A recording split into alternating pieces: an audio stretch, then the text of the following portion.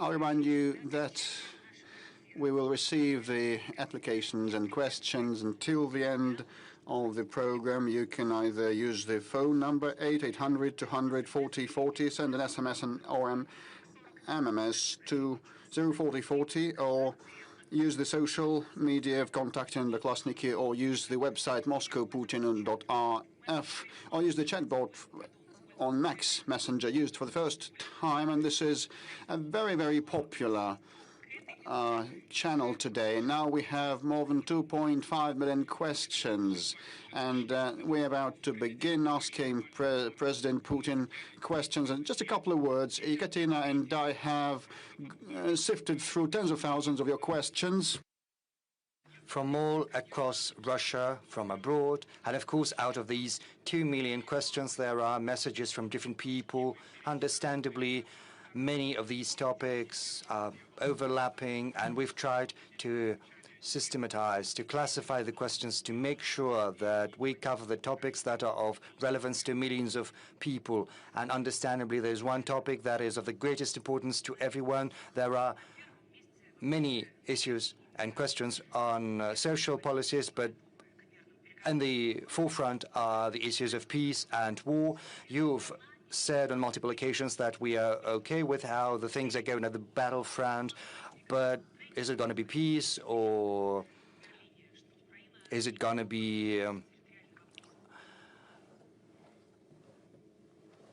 continuation, given what Zelensky is saying? So far, we're not seeing the willingness, but let's remember what all of this started from. It was back with the coup d'etat in Ukraine back in 2014, as well as the deception about there being a possibility to address all of the issues via Minsk agreements. But afterwards, in 2022, when everything was on the verge, when the Kyiv regime, the Ukrainian regime, basically unleashed a war in the southeast part of Ukraine, we said that we would have to recognize the unrecognized republics. It would be better if you leave these people in peace and let them leave without Russophobia, without coup d'etat.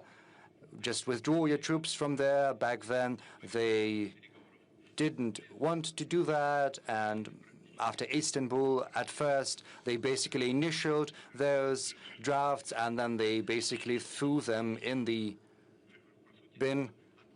And this is what we're seeing right now. They're basically refusing to finish this conflict via peaceful means. That said, we are seeing things, and we know there are signals, including from the Kyiv regime, indicating that they are willing to engage in some type of dialogue.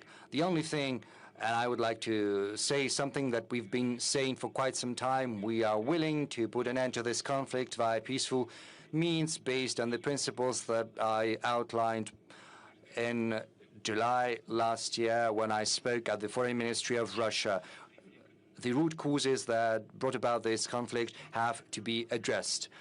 Mr. President, the situation on the battlefront is changing day in, day out. We know that you follow everything almost in real time, talking to our heroes, to our soldiers, but the situation is changing on a daily basis. Our soldiers are getting ahead audaciously and steadily. As Commander-in-Chief, what's your assessment of the current state of affairs? I've just listened to the report by the head of the General Staff.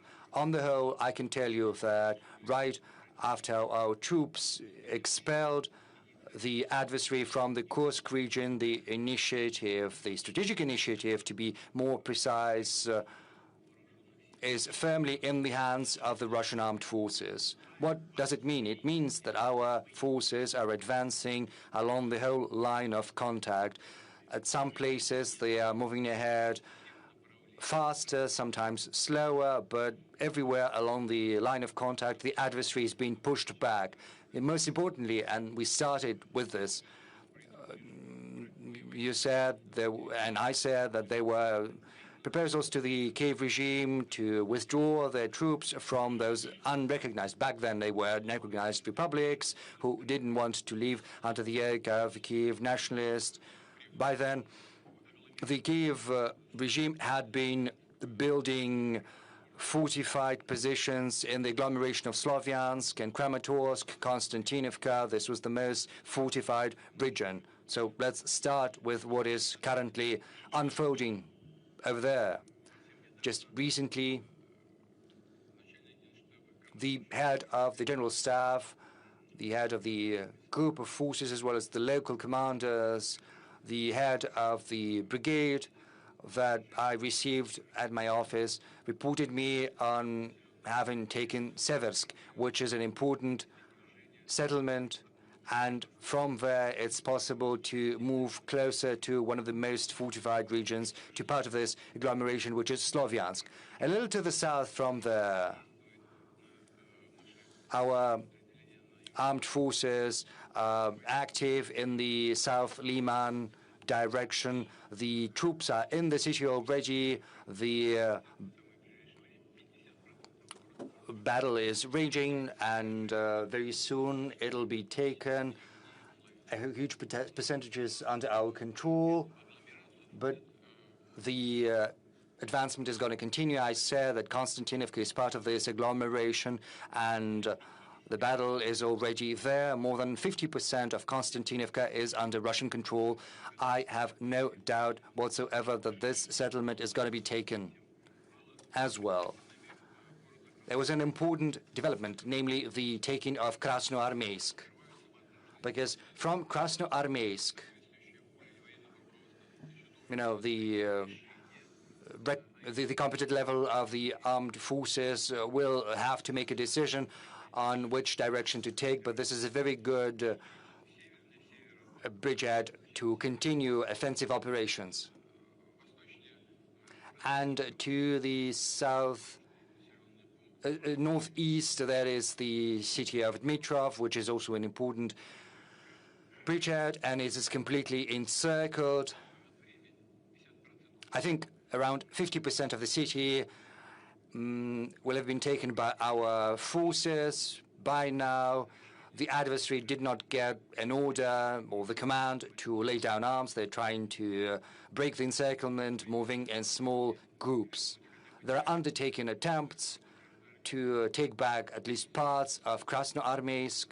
In vain so far. The adversary is sustaining significant losses and seeing no success.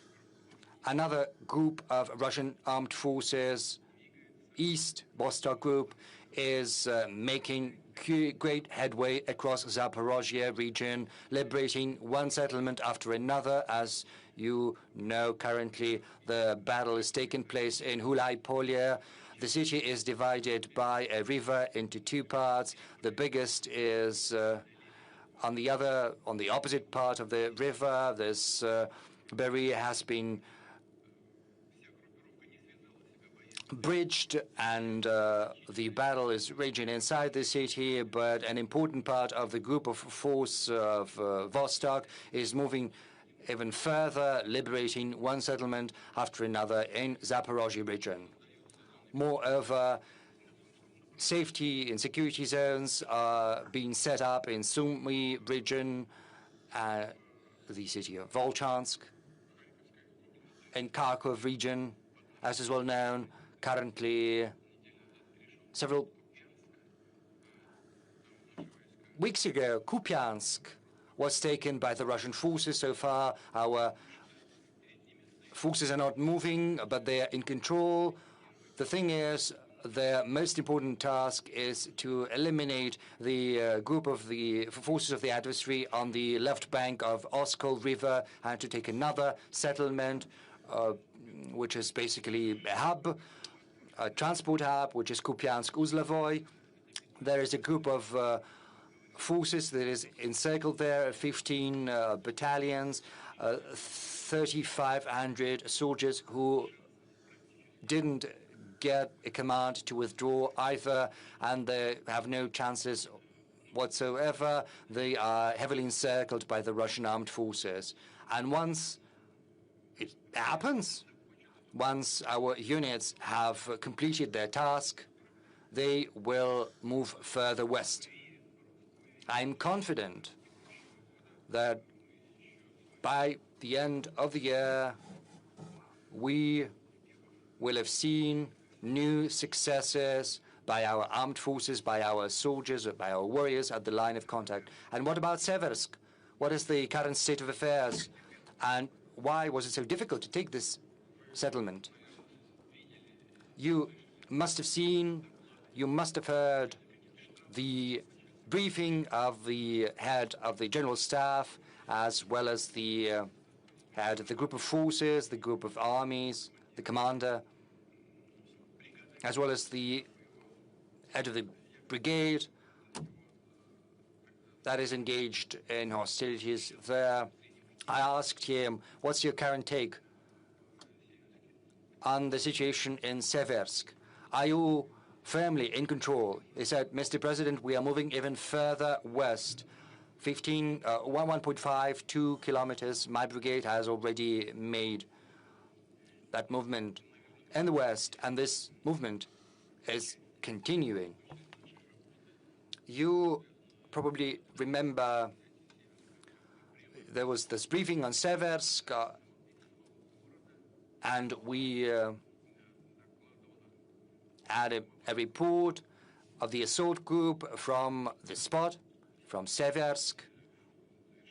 If you remember, at the end, I asked them to change their position as soon as possible once the report was over.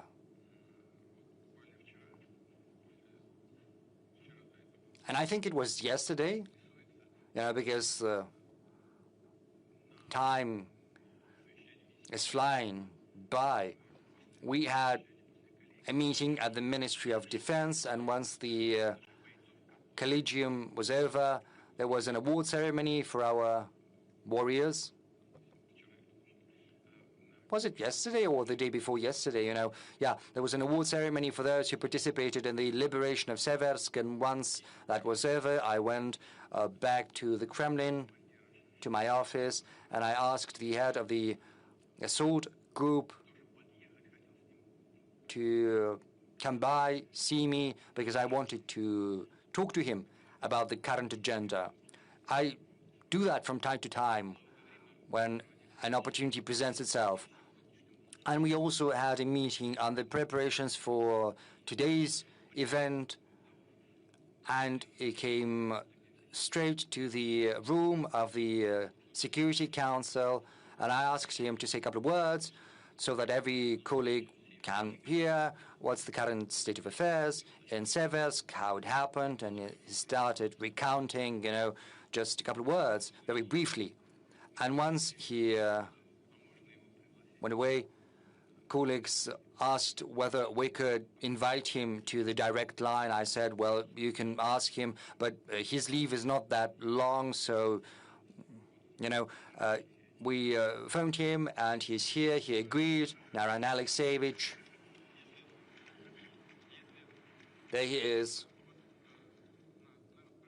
Naran, is that correct? Yes, please, be seated. Take your seat, yeah. Am I correct? Is this how this happened? Yes. If you've got any questions about what is happening in Seversk and how the liberation took place, you can ask him directly. I think it's going to be better. Let's give a round of applause to a hero of Russia. Let's welcome him. Naran Alexeyevich, we saw you during that TV bridge, but we don't know you personally. Can you tell us a little bit about yourself? Where are you from? How long have you been participating in the special military operation? Where did you start? I'm from Kalmykia. I started from Solidar. First, I was just an assault soldier, and now I'm head of the assault unit. Well, he started just as a driver, and right now he's a head of an assault unit, and more than 80 people are under his command. And he's also a hero of the Russian Federation. Don't be modest. Naran Alexeyevich, colleagues, journalists, must have seen this this meeting between President and yourself and the colleagues. The communication was spotty at best because of the signal. Right now, we've got more time, and could you tell us a little bit about how Siversk was liberated? We would very much like to learn how it happened. Of course, share what you can share, what your soldiers did. I can repeat my question. I said when he came to the room of the Security Council, what was the most difficult? Well, the most difficult thing was to get to Seversk in secret because, you know, these were open fields. There were no natural shelters. That's why a decision had been made to move in small groups clandestinely, and we managed to perform this task. We managed to accumulate forces right under the nose of the adversary, and once the accumulation happened, we waited for the command to start assault. There were many civilians that were staying in Seversk. What was the attitude of the armed forces of Ukraine to civilians? For quite some time, the civilians had been living, how shall I put it? Well, yes, they've been living in fear under the pressure of the adversary, and once we managed to liberate our zone, that was our responsibility. We started to talk to the civilians, and they told us that the Ukrainian armed forces had been behaving just like nationalists, shooting those who didn't want to evacuate with them. So civilians didn't have any arms, and they were shot out because they were willing to stay in the city just for this simple fact. And once our armed forces arrived there, how were you welcomed? When we came, people were in a very difficult state, both physically and morally, and when they saw us, they were very happy. They had been listening in secret to Russian radio, waiting for us to arrive, and they were very happy. Naran Alexeyevich, you said that when the armed forces of Ukraine were withdrawing, they were shooting the civilians. And back then you said that they were shooting down young people, yes, especially young people under 30, under 40. They were simply taken away without judge and summarily shot down without exception.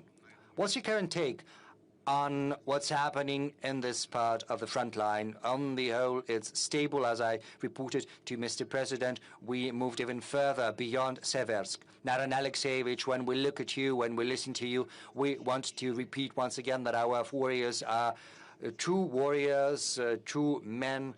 And what's the morale of your guys, of your soldiers, those who are under your command?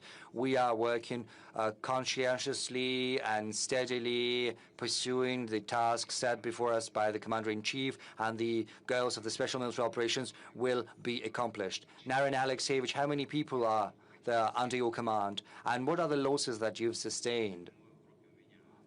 In my assault group, I've got 157 people, and when Seversk was being liberated, 24 groups had been employed to the total number of 84 people. There were minimum losses because we were moving in small groups. 4 men were lost out of 84. Those 84 had been participating in the assault itself. Let's thank the hero of Russia once again.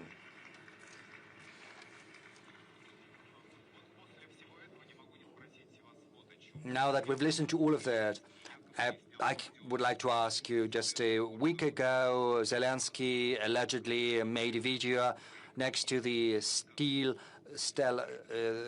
there's a column next to Kupiansk. Many thought it was a fake video. Is that a fake? How Zelensky decided to publish that at such an important, crucial moment? Well, I'm not following that, but, you know, following what he's doing. But he's an artist and a talented one to boot, so there's nothing surprising about that. You know, they're saying that this obelisk looks completely different from what it used to. But be that as it may, this obelisk is 1 kilometer or so from the city. Well, why stay at the threshold? Do come in. If Kupiansk is under their control, why not go in the city itself? And you know, there were some women bloggers. They managed to get by. Luckily, nothing happened to them because, you know, the sky is swarming like with flies, but not with flies, with UAVs, and there are UAVs both from the Ukrainian side, from the Russian side. It's impossible to approach that settlement so easily. A time will come once our soldiers have completed the elimination of the group of forces of Ukraine that is encircled in the east part, and then they will turn and go westward. It will be very soon. This is just the question of time, if there are no other problems. As for other fake stuff or attempts or at any cost to return the lost positions as it is done now, and I would like to underline that it is done at any cost. The adversary has no success. The problem is that as a result of active and effective actions of our armed forces, the adversary has suffered really serious losses of strategic reserves, and they have almost nothing left. This is a meaningful component, and this should give an impetus to the Kiev regime to solve all the disputes and to end this conflict peacefully. They almost have no reserves. I think that everyone who's watching us and everyone here in the whole war is a grave burden for the economy. Well, as you said, the European baby pigs continue doing everything to destroy Russian economy. Well, in such harsh conditions, can we even think about further economic growth? Somewhere we keep growing in some sectors, but somewhere there is no economic growth. What are these sectors? Well, as usually, I have brought a table with me. It's like that. These are open data. What happened in our economy throughout the previous year? The GDP growth was 1%. But if we take 3 previous years, this is also a correct indicator. The common growth was 9.7%. At the same time, the EU growth was 3.1%. As for the 1% growth this year, these were conscious actions of the government and the central bank and the whole government of our country regarding the targeting inflation. We need to point out that in general, we managed to solve this task. We had a goal to decrease the inflation up to 6%, but by the end of the year, it will be less than 6%, 5.7, 5.8%. But the decrease of the economic growth rate, this is the cost of preserving the quality of the economy, of the macroeconomic indicators. Let's go forward. The industrial production increased by 1%. Manufacturing industry increased 3.1%. As for the agricultural produce, it increased 3.3%. An important question is housing construction. Millions of square kilometers were constructed. Last year, it was 107.8. This year, the indicator is lower, but it is also good, 103, 105 square kilometers, million of square meters. We manage to preserve a very good indicator of real salaries. They're not as high as last year, but still, I think the indicator is very good. The real salaries, without inflation, is going to be 4.5%. Unfortunately, we must be honest, throughout this period of time, the growth of labor productivity is going to be very modest, 1.1%. And we need to change that, of course, in order to increase labor productivity. As for unemployment level, last year I said it was record low historically. It was 2.5%. This year it is even lower, 2.2%. In general, these are very good indicators. International reserves of the central bank are growing. I have just spoken to the governor of the central bank, like just several days ago, 741.5 billion US dollars. As for the budget deficit, budget of the federal budget, 2.6%. Next year, we think that it's going to be 1.6%. As for the 3 years period, it should be around 1.5%. This is a very good indicator regarding our state debt. It's one of the lowest among the developed companies. We have made some. We have spoken with our colleagues. It is 7.7%, and in the next 3 years, it will not be more than 20%. Well, these are the indicators. What is more important, the principal thing is that we have to thank the government for the hard work they have implemented. They managed to balance the budget. The quality of this balancing is of the level of 2021.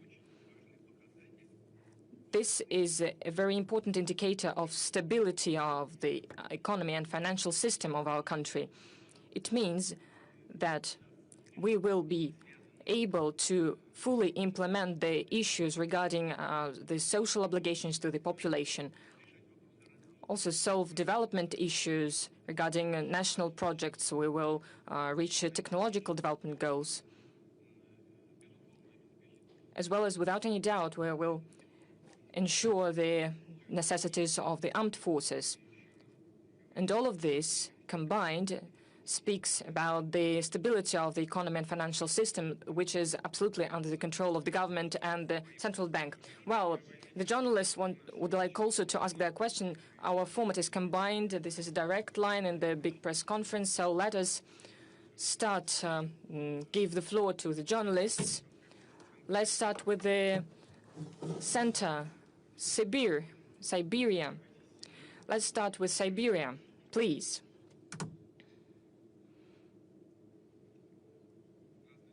Hello, Mr. Putin. Novosibirsk, Ivan Dvaynichnikov, Gorodskaya Volna Radio. Everyone knows that Novosibirsk is famous. And it's a famous city, and in the recent years, with your support, Siberian Circle photon source was started to be constructed. This is a unique plant, a unique facility, not only for our country, but for the whole world. It will allow us to implement new investigations. Despite our sanctions, despite harsh economic conditions, we managed to create fully Russian production. We need to launch it. We are going to launch it next year. The question is it really possible, and what we need to do for the young scientists to work there, Next year we're going to launch it, and we are waiting for you at the opening ceremony. Thank you for reminding about this. This is good news, which is very good for everyone participating in the process. This topic appeared during the Council on Science at the auspices of the President of Russia, which was in 2018. The colleagues from the Siberian Institute of Science, the Institute of Nuclear Physics, spoke about the necessity of creating such accelerator. Truly, we had some problems, slowdowns because of sanctions, but we managed to complete this work. This is great, and I would like to thank everyone who had to do anything with this project, and I would like to congratulate you on that. This is truly a success. Well, the same thing goes for the Kurchatov Institute here in Moscow, but this is the second stage facility. A lot has to be changed. We are planning to do that. At the same time, we're going to create the same facility in Vladivostok and in other cities as well. We are going to work on that. As for your facility, SKIF, this is a great success because it gives an opportunity not only to have investigation of a fundamental nature, but also of an applied nature. This is truly important because this will give an opportunity to work in the sphere of pharmaceuticals and new materials, and so on and so forth. But how to keep young experts? We have a whole system that is functioning, but the main thing is that we need to create laboratories, because true scientists are truly talented ones and dedicated ones, and they also, but social aspects are also very important. The salaries, the conditions for living there, and all of this is what we're going to work on. In the future, this is one of our goals. We have a grant system for this and mega grants. We know the scientists that are called mega granters. These are the scientists receiving such mega grants. We have raised this issue at one of the meetings with them. So we need to create conditions so that young experts would keep working there. We need to create a horizon for them to be seen, the horizon of investigation, not for 2 or 3 years, but for 5 years or more. And we have already done this, and this allows us to prevent the outflow of stuff. Many people come back. I have personally spoken to such scientists. These are young experts that used to work abroad, but they come back to Russia, to the native land. And our so-called Western colleagues help us very much in this. Why they come back? First of all, there are great laboratories, great opportunities, but one of the main causes is that they are really concerned about their kids, because it is impossible to send kids to the schools in those countries. Well, we have protection of traditional values on the agenda. And together with the other conditions, they decide to come back to Russia. And there are more and more such people. Well, we'll keep working on all of these tracks. I'll try to come to visit. Let's give 2 more opportunities, a couple of opportunities to the journalists. Please don't shout. Well, I have the Patriarch of the Kremlin Pool, Alexander Gamov, please. Alexander, if you have a question, you haven't raised your hand. Yes, please. Thank you very much. Alexander Gamov, radio and newspaper Komsomolskaya Pravda. Mr. Putin, this year Komsomolskaya Pravda celebrates 100 years since the publication of the first newspaper. We have received an order of valiant labors. Thank you for this high praise. We would like to thank you. I would like to remind that the first direct line was hosted by us. But, well, I have a question from our newspaper. I would like to know how now is developing or implementing the program of the Time of Heroes. You were the initiator of this program. Do you follow this project? How people participating in this program cope with their work? Those people who are now working as the leaders of regions, how justified is this program, and how long we're going to have this program? What other postings we're going to see? Thank you. You know, first of all, let's remember the participants of the Great Patriotic War. Those who were fighting in the fronts of the Great Patriotic War came back. They reached great results in culture, in science, and education. When I went to university, I had teachers who were participating in the Great Patriotic War. We respected them greatly.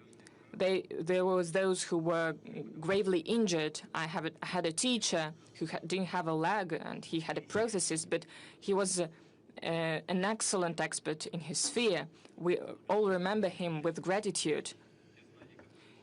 And we remember the knowledge that he gave us. Let's remember Mr. Nikulin.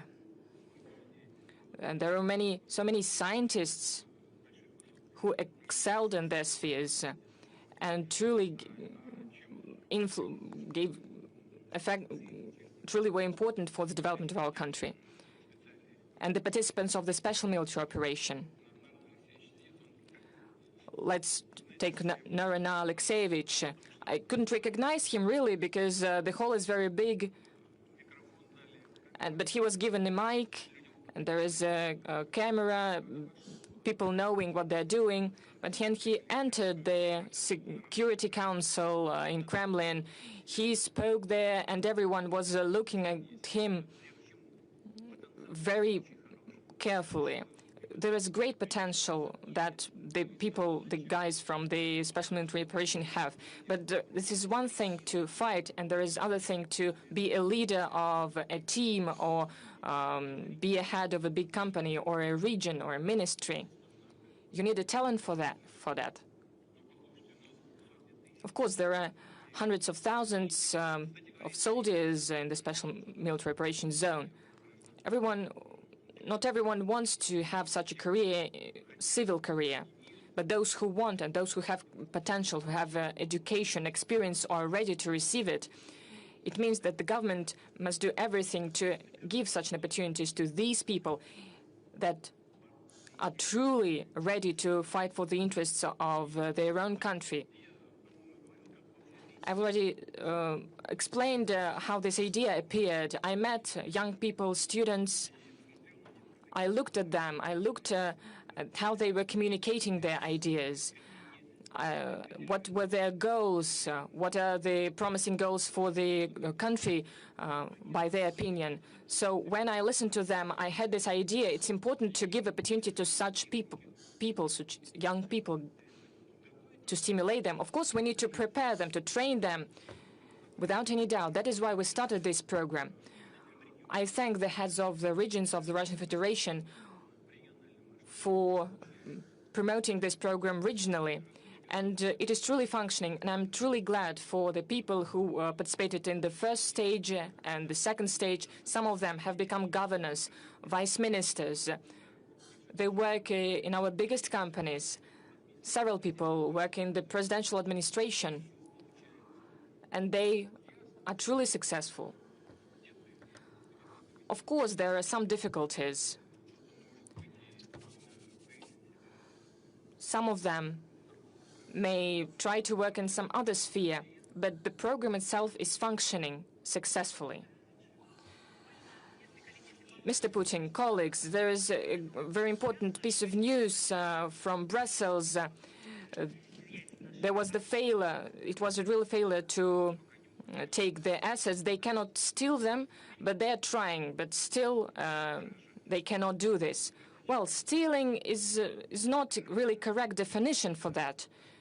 Stealing, this is when someone is doing it secretly, and they are doing it openly. This is a robbery. This is a robbery. Why they fail to do this? Why they fail to implement this robbery? Because the consequences can be really harsh for the robbers. Why is that? It's really hard to do that, because they declare that they're not going to rob it, to take it. The idea is to make a credit using our assets. But you cannot just give out a loan. This will make consequences for the budget of a country, and it increases the budget debt of every country. If someone gives a loan, even secured by our foreign assets, it must be reflected in the budget of a country that does it. For example, in France, the public debt is 120%, and ours is at 17%. And our budget deficit is 2.6%. Next year is going to be 1.6%. In France, it is 6% per annum. So, and now they will assume additional liabilities, and it'll be quite hard to pass such a budget. And all these are the reasons for the difficulty of taking decisions related to the robbery of someone else's assets, but there will be graver consequences for those who might endeavor that.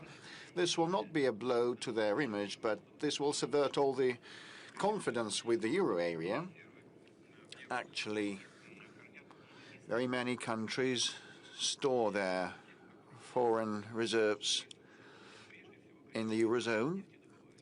Many of those having spare money, like the oil-producing countries, if they have a look at what might be happening, they will have doubts, and they already have doubts and concerns. But what if this happens? You know, well begun, it can be further replicated, they might think. Now, some people dislike the conduct of the special military operation and the fight against neo-Nazism in Ukraine. And next, someone might not like the fight, the struggle with the LGBT movement. And the Muslim countries have stringent laws to this respect, and this might be another pretext for the alleged expropriation of sovereign assets. Why not? And they might find other pretexts. So that will entail image-related losses and direct financial monetary losses related to the contemporary financial architecture. And the main thing is, no matter what they steal, sooner or later they'll have to give it back. And most importantly, we will go to courts to protect our interests. We will do our utmost to find a jurisdiction that will be independent from the political context. Let's come to the room and ask questions from the hall. The Road of Life, I see the sign. Good day, Vladimir Vladimirovich. I'm from the Cominform, the Republic of Komi media outlet. And you know that a big chunk of the Republic of Komi and the Nenets Autonomous District are cut off from the mainland, as there is no direct automobile transportation and connection. So there's a dead end of the automobile road, but at the same time the Syrtevkar, Uchtau, Sinsk-Vechornarian Mar trunk road spanning more than 600 kilometers going through our republic, and that provides for all the year-round procurement for the north and safe traffic for the northern residents. But the bulk of that segment, the biggest part of this segment is in a very deplorable state, and we lack regional funds to repair this road. And Komi has very a few federal roads, unlike other regions of Russia. So the proposal, whether this road of life, the only trunk way for the north, can be transferred to the federal property so that the safe and secure communication with the north is safeguarded. And using this opportunity, I'd like to invite you to the Republic of Komi. In the 2029, the city of Ukhta will mark 100th anniversary. Today, it's the biggest oil and gas center in the north of Russia. And shortly, Syrtyvkar will mark 250 years, thanks to your decree. And if you are able to come to the festivities, we will be so grateful. It's going to be a historic and landmark visit for us. Well, thank you for the invitation. With respect to the road, I'm aware of this problem. Indeed, transferring all the segments of that federal trunk road to the federal level, as there is a task of raising all federal trunk roads to certain quality standards, and this is almost complete. And now we are tackling the regional roads quality, but it can be broken down into several sub-issues: the northern procurement and the safety, traffic and road safety. So I cannot promise that we're going to start right away tomorrow, but I'll talk to the government and we'll find a way to respond and react. But thank you for the invitation. Mr. President, yes. So it's a combined format, it's a hybrid format, so we will we'll receive questions from different sources. Channel 1, the third row, this is our front correspondent. I'm war correspondent from Channel 1. I have 3 questions, hope to be succinct. First is from the battlefield drone operators. All of them thank you for the big number of assault drones. Some of them can stop columns like Prince Vandal of Nizhny Novgorod, but we actually lack hexacopters, the Baba Yaga type. They are used actively in droves by Ukrainians, and we need those to this type too, because the sky is dominated by the drones, and it's even used to carry a bottle of water. So the guys are agog to receive those. And the second question is from the operators. And one of the guys in the trenches told me a baby will be born shortly in my family. Will you miss the front line? I asked him. Yes, I will. And he will miss the control of the UAVs, actually. So we have lots of UAV operators, and their number is increasing, and they also want to continue doing that in peaceful life. As being civilians. Will that come in handy? Will their experience and expertise come in handy? And the final question is from me. We work with a brigade of veterans who are knowledgeable for their underground operations, subterranean subway operations, Avdiivka and Dzержinsk and others. But this brigade, despite all the merits, is called like a voluntary group in many reports of the Defense Ministry. If I may, will you please assign this brigade the name of Guards Brigade, Brigade of Guards, the honorary name? Thank you. I'll start with your final point.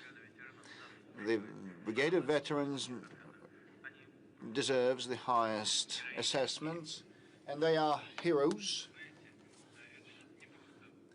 But it's not only about risking lives and going through a tube. The point is that they are meticulous and hair-splitting and responsible in preparing each operation of theirs.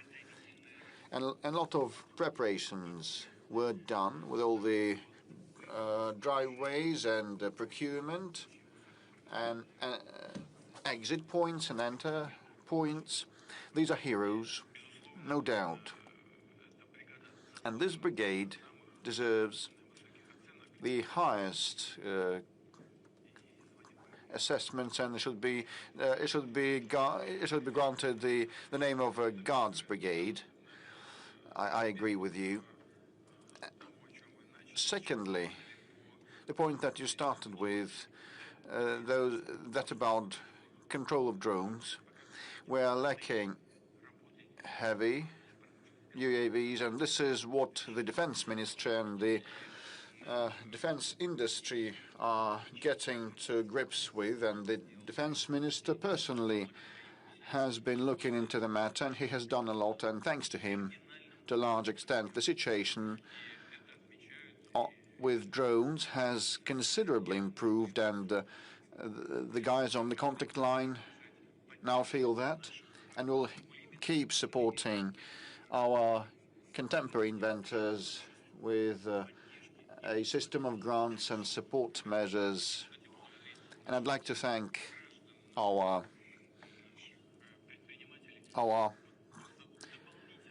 caring people and entrepreneurs.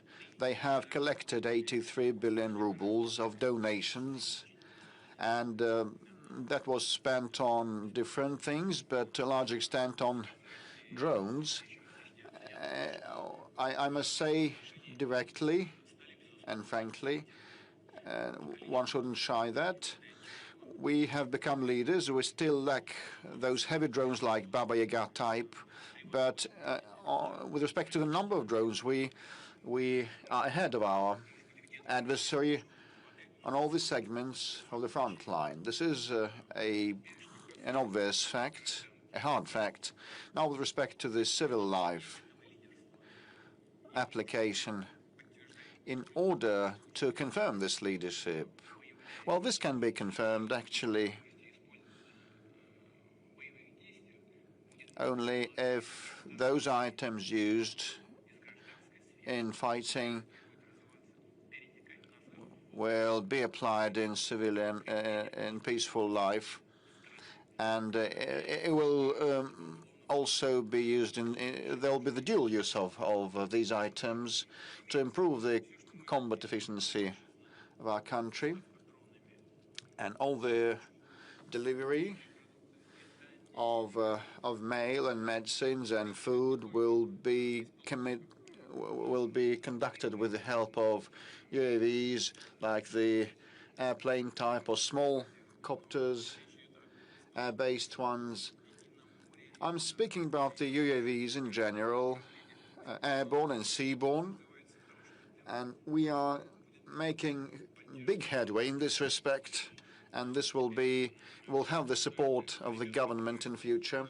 Now, with respect to the fighters on the front line that want to continue doing what they have been doing, well, this is a peculiar thing, because the point is that we continue a good rate of manning, and now we have a lot of volunteers that want to volunteer to the front, conclude contracts to join the army, and they volunteer to defend their motherland and the interests of our people.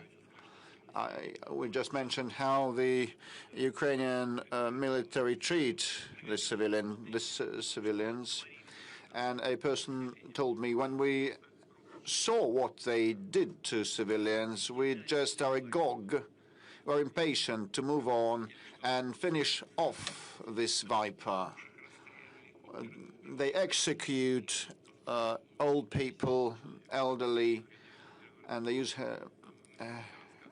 helicopters to do that, to target civilians, actually. He might be shy because it's the first time that he ends up in such an audience. And more than 406 or 10,000 people have enrolled, concluding a contract, and the number of people who want to do service in this new branch of the army, the unmanned aerial systems branch, is so big that the Defense Ministry has to open a call for that. And there are students, young ones, who take an academic leave to sign a contract and join the army, and they participate. They are eager to participate in this competition, and they want to participate as drone operators. So I can understand the person that you spoke to, but actually, even those who come on leave, come home on leave, they continue participating in the fighting because the remote technology allows that. And to follow up on the fighters topic, you said, Mr. President, that it's not a trendy phenomenon, but it's the obligation of the government. So, and we looked through a lot of applications. Paul and I looked through a lot of applications, and GigaChat confirms that this year the number of applications from the fighters and their families is much lower than in the previous year or the penultimate year. So work is underway to assist them, to help them.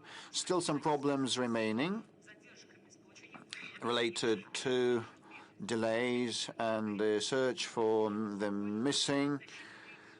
Still a lot is done just in a matter of days. For example, Alexei Gushin from the Lov region wrote to us he was gravely wounded 2 years ago, and he wasn't able to receive a payout of 3 million because not all the documents were available. And finally, the amount was accrued, and one of these days he's to receive the full amount. And the mother of a fallen hero, Lyudmila Orlova from Beloretsk, said that her son lost his life last year and was posthumously decorated with a medal, but she could not receive this medal. And finally, the volunteers looked into the matter, and now the mother has received her son's posthumous decoration.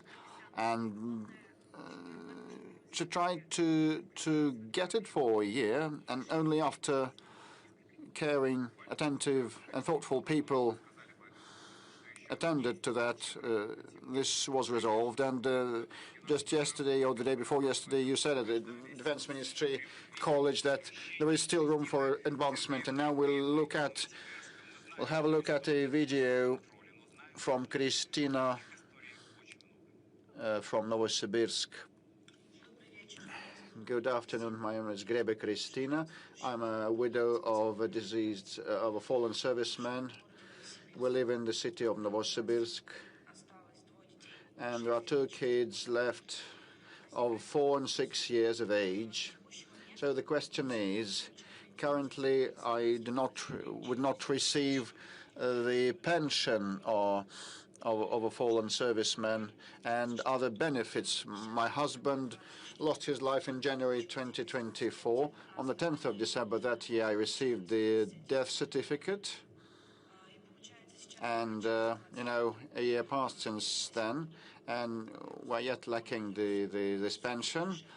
Can the timeline for consideration of these applications be expedited so that the pension on the grounds of a loss of the breadwinner is allotted on time, should be allotted on time? Christina, first of all, I want to apologize to you for this huge delay of the relevant services, on the part of the relevant services, and in your case it's going to be resolved quickly. But the problem is in existence, and not long ago I had a meeting with Madam Civilova Anna, who reported me on the work of the Fund of Fatherland Defenders, and she's Deputy Defense Minister now, and she has told me that still the proper interaction between the Defense Ministry and the welfare unit of the government is not properly established, and there is a lot of red tape, and documents are lost while being transferred from one agency to another, and decisions are delayed and postponed, but we will work on that to expedite the thing. I will definitely keep track of that personally. I'll look into this issue. We should be swifter and quicker so that rid people of additional difficulties, like in your case when they have 2 kids left after the tragedy. But there is also another issue pending, which is obvious from some of the questions received via various channels, and Mr. Peskov has handed me a file full of such questions and applications, the search for the missing serviceman, and in the case of Christina, I hope the problem she's faced with is going to be resolved quite quickly without any procrastination. Now, as for the search for missing in action, this is a topic of particular relevance, and I have to tell you that the Ministry of Defense has taken several steps with a view to addressing this problem. To be more precise, a coordinated center has been set up, which is charged with searching for the servicemen missing in action. Special units have been established in relevant units, and groups, a special registry has been set up as well. And if we look at the beginning of the year and at how things stand today, we'll see that the number of those who were thought to be missing in action has decreased by 50% as compared to the beginning of the year. So there is a 3-time difference. Of course, this work has to continue and it has to be improved. Rest assured, we'll do everything to make sure that the losses are brought down to a minimum.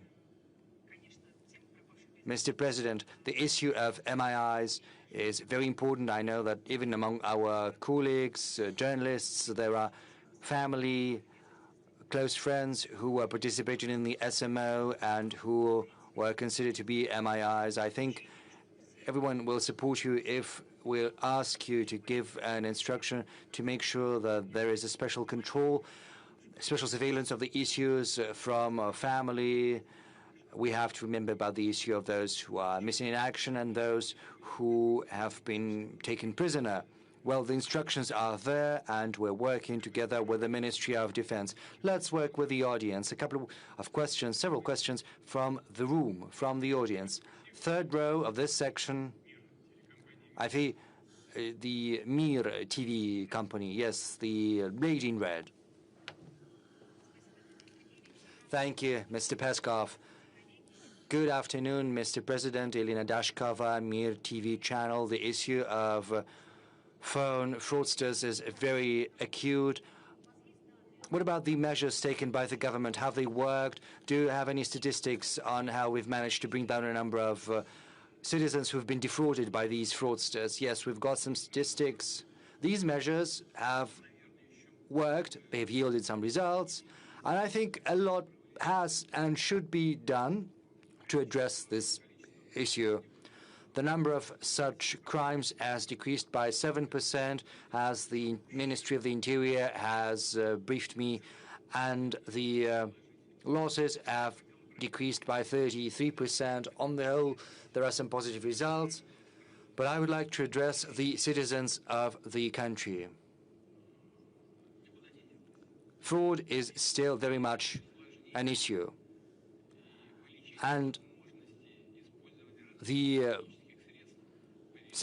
more sophisticated our devices are getting, the more sophisticated our life is becoming. Fraudsters are becoming increasingly sophisticated in their turn in the ways they use to defraud the citizens and to swindle them and take their money. So whoever talks to you, whoever is calling you, and given the AI capabilities, if someone starts talking to you about money, about property, just put down the phone. Just put down the phone right away. If someone is talking to you about property or money, not a single word.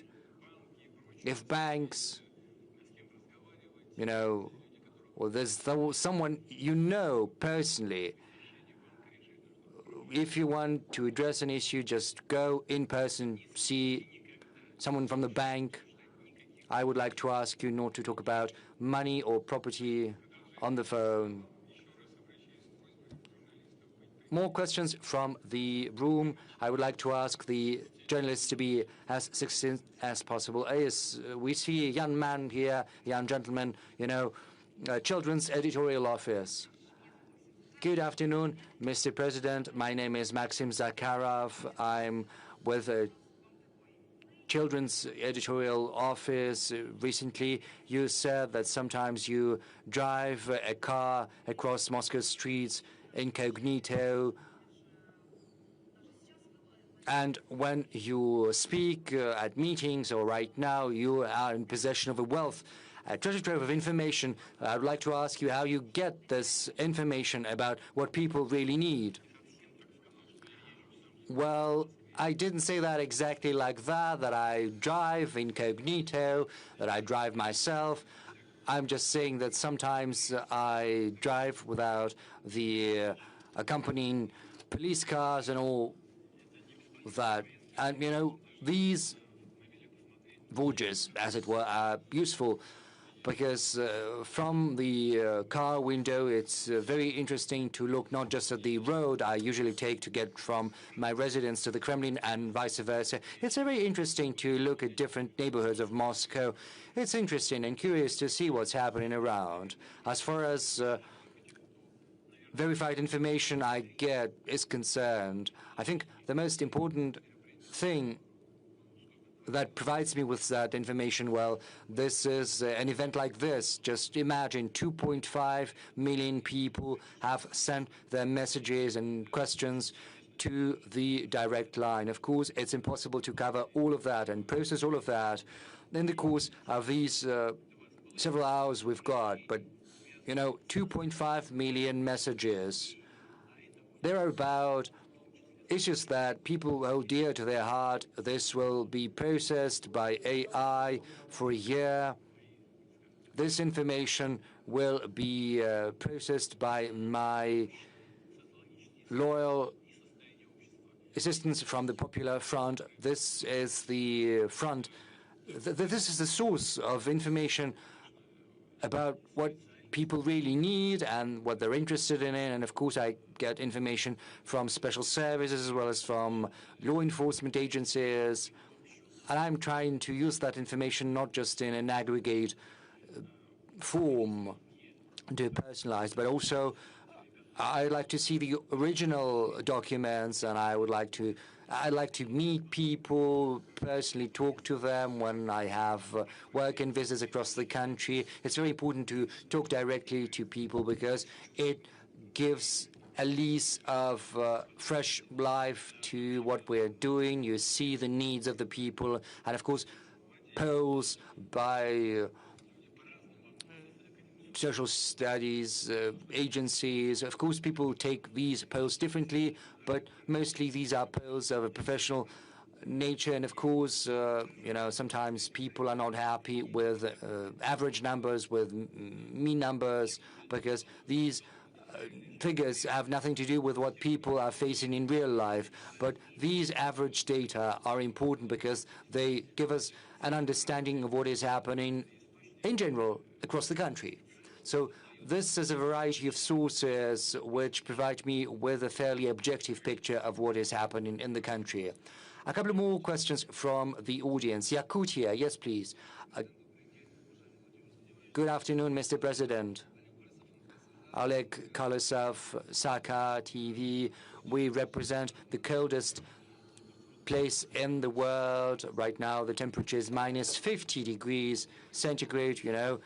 The climate is inclement, and in that inclement climate, we highly cherish warmth and unity. 2026 is a year of unity of Russian nations and peoples, and we're all aware that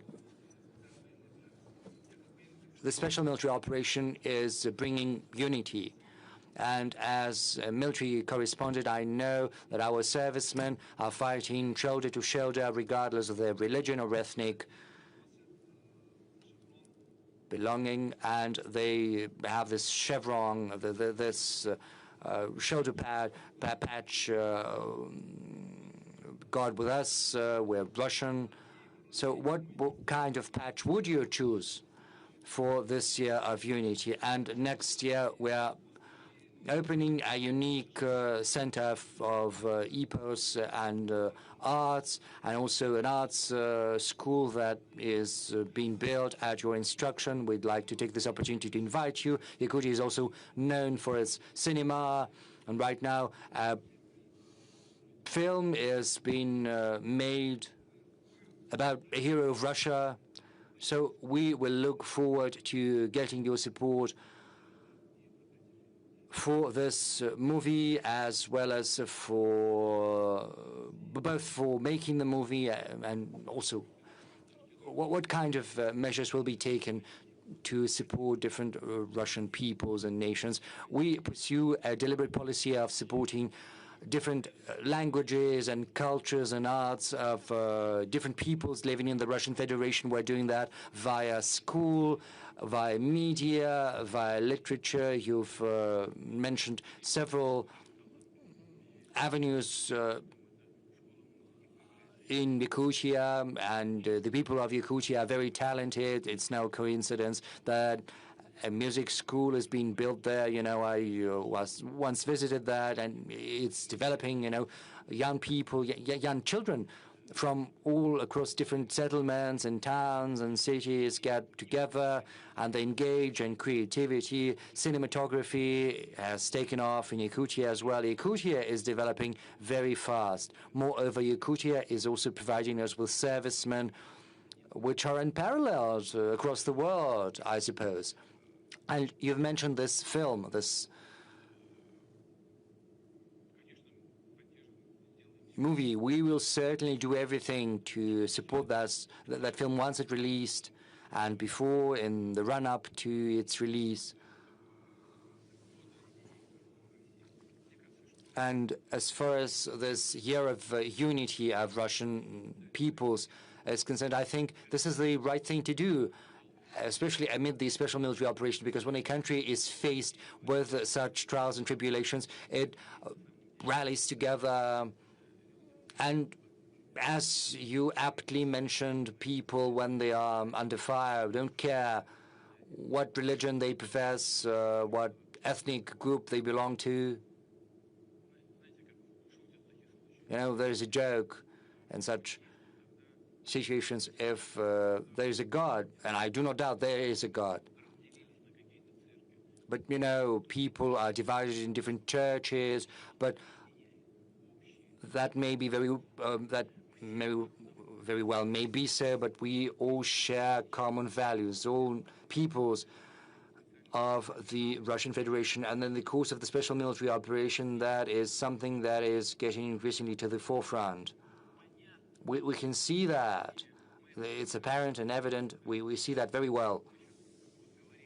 You know, I just remembered, we have just spoken.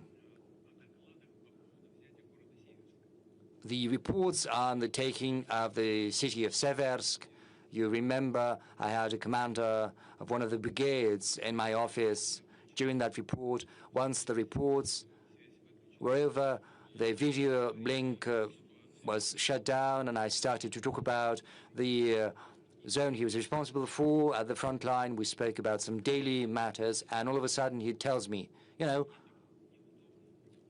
well, I don't feel comfortable because I'm here, whereas my comrade head of the very same brigade that is fighting shoulder to shoulder. He is back there at the front line. You and I, we're talking about addressing some daily needs, whereas he is fighting, but he's just as good as I am. And I tell him, who is he? And he said, he's from Dagestan. He's from a small ethnic group in Dagestan. He's a genuine warrior, a Russian patriot, as well as a brilliant commander. And I said, you know, it's impossible for everyone to be here. You are here because that the commander of the group of armies has decided, but someone needs to stay at the front line. But I say, let's try to give him a call. I took up the phone, and via military connection, we managed to find that second commander of the brigade. He had spoken about. He was at the command point on site. We spoke, and then I passed the phone to the commander of the brigade, who was with me in the office. And you know what's interesting? Among men, there's this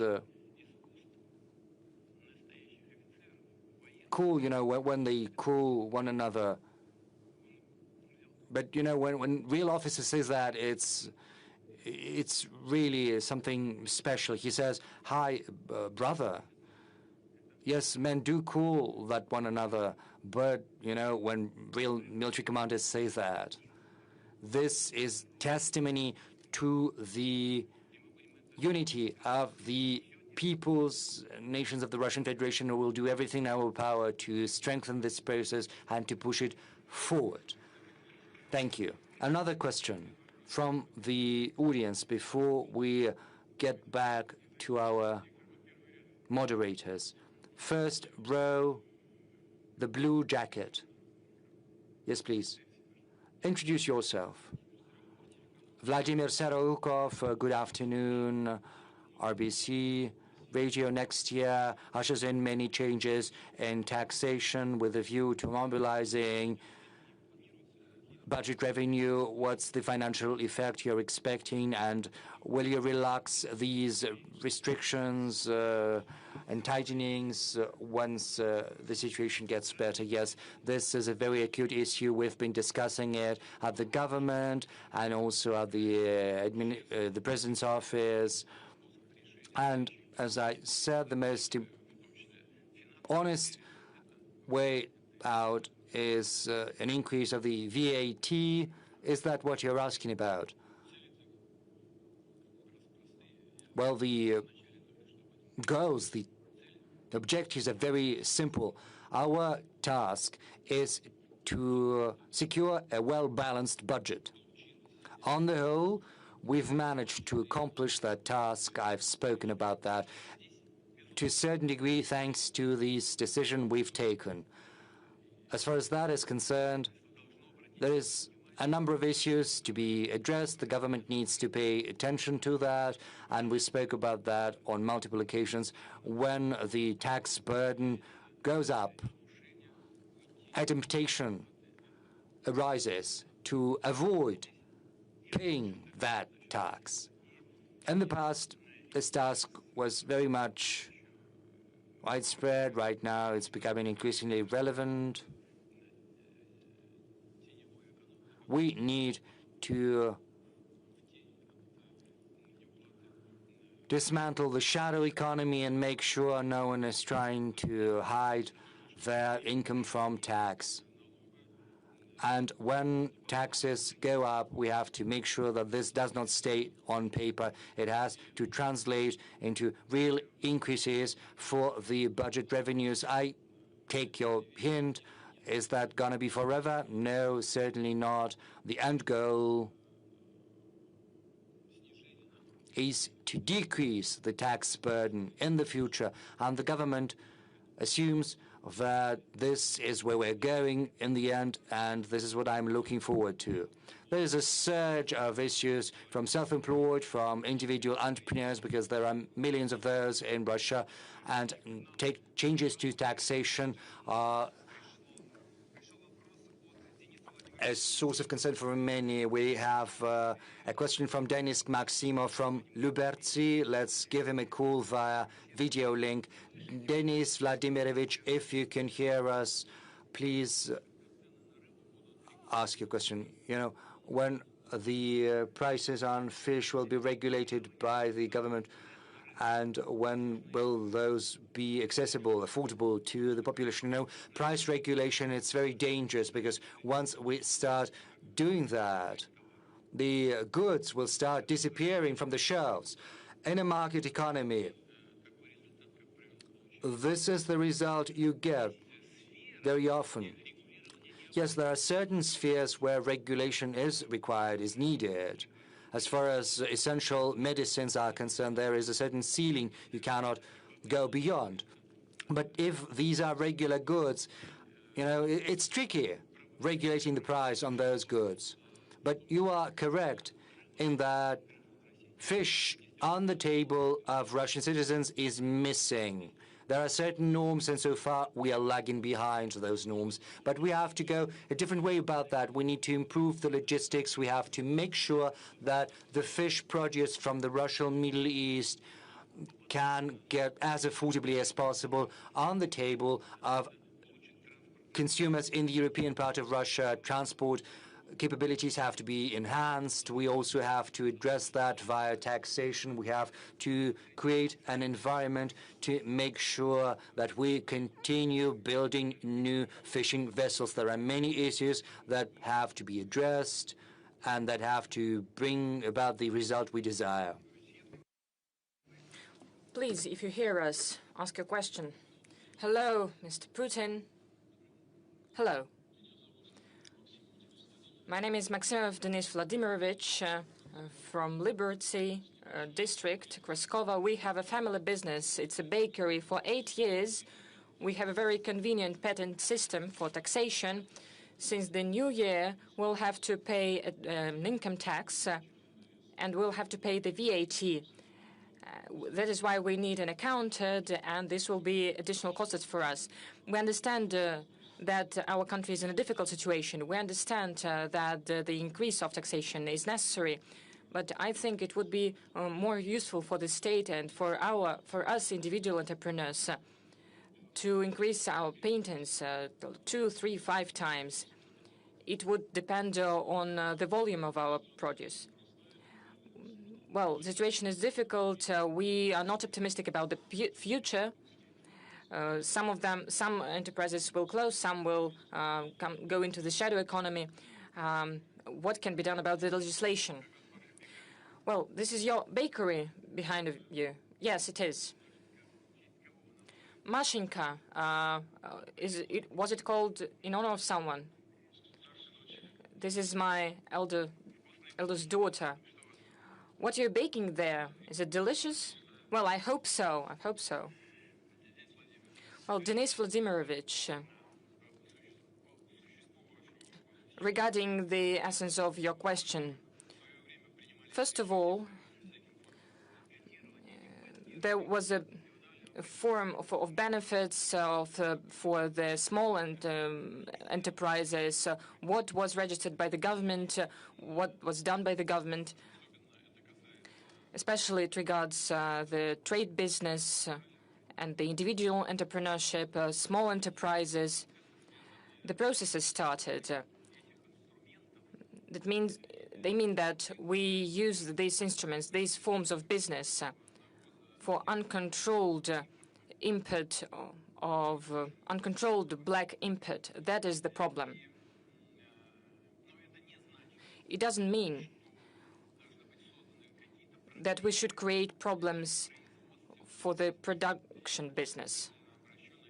I'll pay attention to that, and I'll make the government pay attention to that and the relevant governmental structures. As for the accounting, please do pay attention to the fact that it will not be necessarily compulsory to spend additional money for accounting.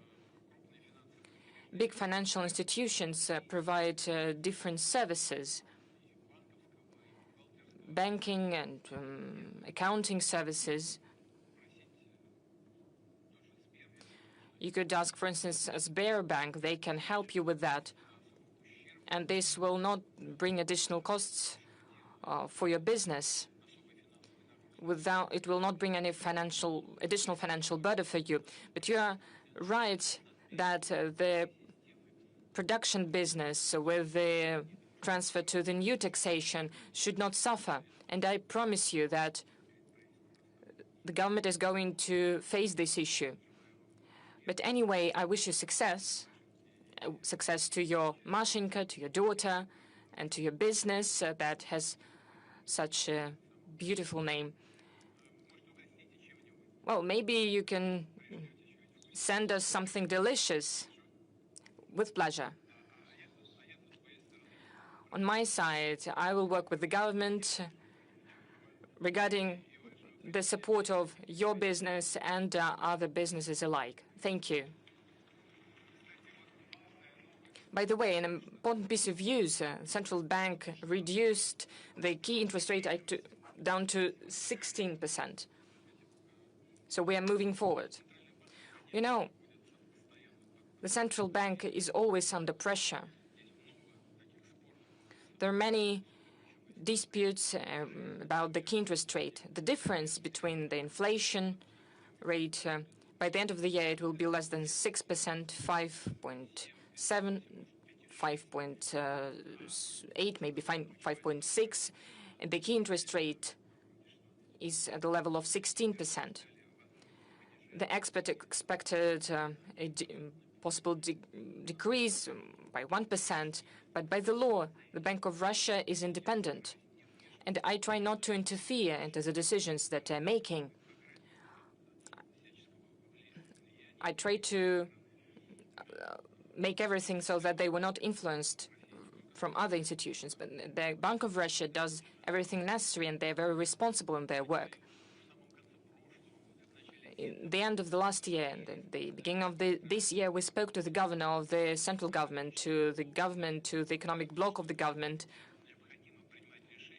We said that it is necessary to target the inflation and to make necessary decisions so that the macroeconomy of Russia would be healthy, would be solid, so that the economy of the country had a solid foundation.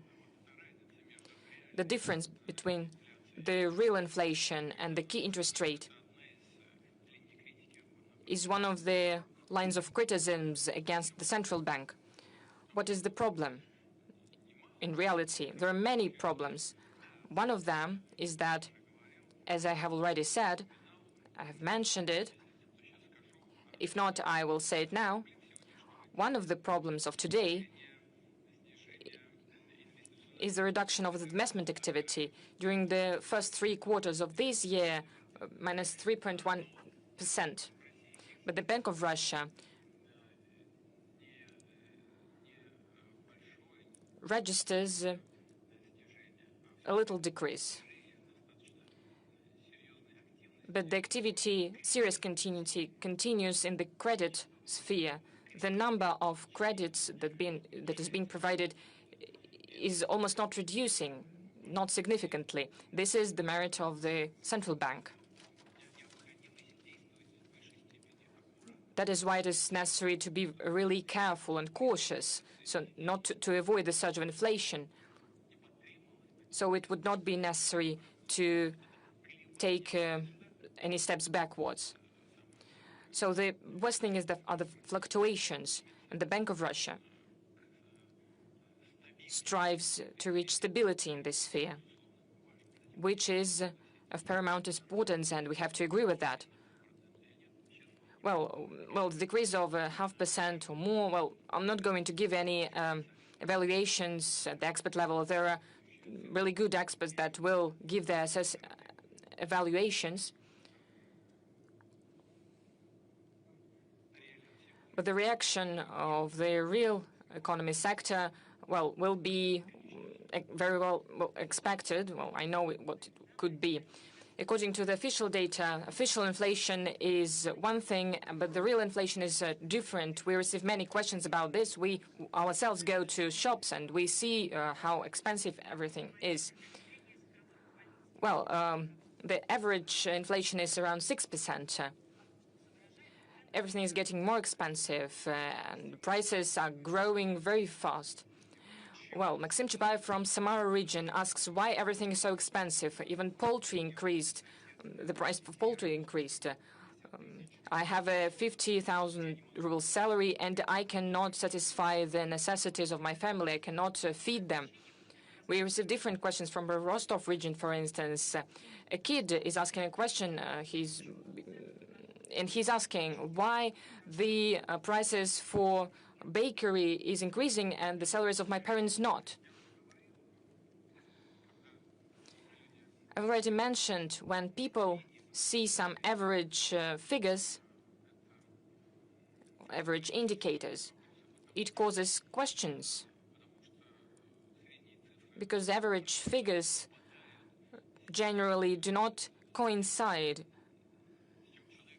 with what people see in real life. We say that the inflation will go down, the prices will go down. Maybe it will be 5.7, 5.8% lower.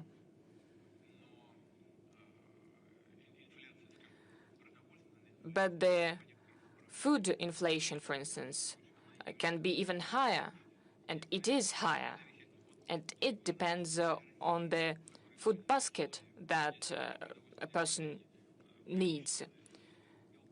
If, for instance, these are protein products, poultry, for instance, then it affects the budget of the family. It's nothing good about that. We also need to point out one more thing. Maybe last thing of the year before that, we were critical about the actions of our colleagues from the government when the prices for eggs have inflated, but now they have decreased by almost 10 or 16%. So these are important factors. Without any doubt, we need to follow closely what is happening in every segment, with every group of population. Regarding families with kids, everything should be centered around families with kids.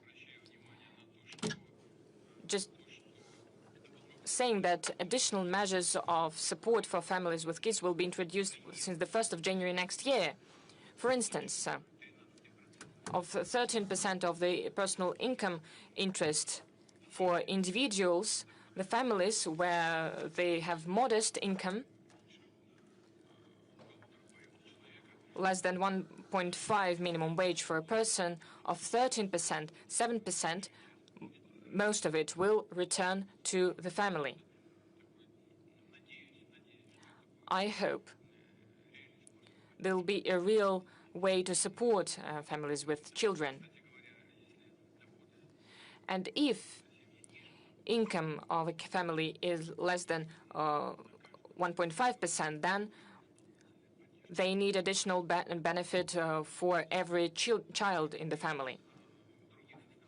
Well, I'm not even speaking about other components of supporting families with children. Of course, it is not enough. We understand everything. It's not. We all understand that it is not everything. But what can we do? We will keep improving this system, because the policy of the state on the federal and regional levels should focus on that.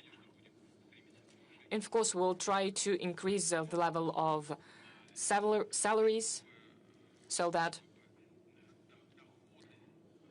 the income, especially the income of families with children, would not decrease.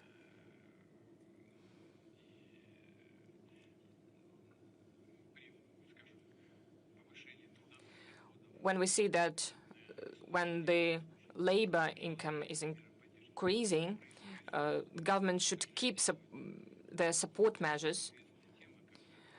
Well, it is a very well-known topic when a family with children receives some kind of benefits, support, then the labor income increases, but the state reduces the benefits that the family has been receiving. So when the income increases, the overall income with the benefits should not be reduced.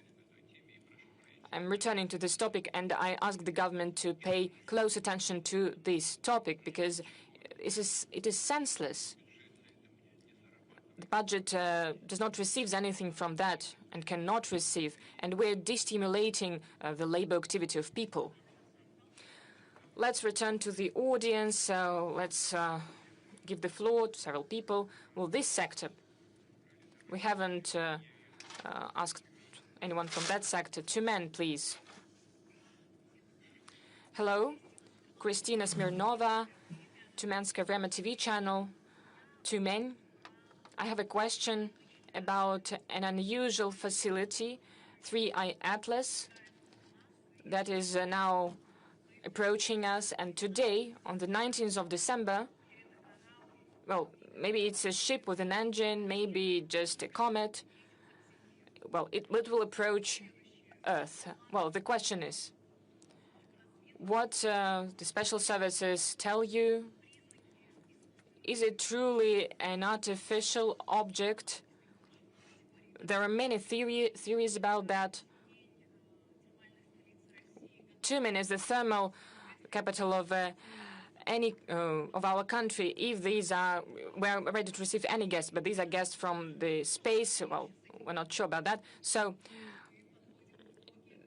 this is the first time we are summarizing all the results on Friday. So, Mr. Putin, if you know about the existence of aliens, please blink an eye.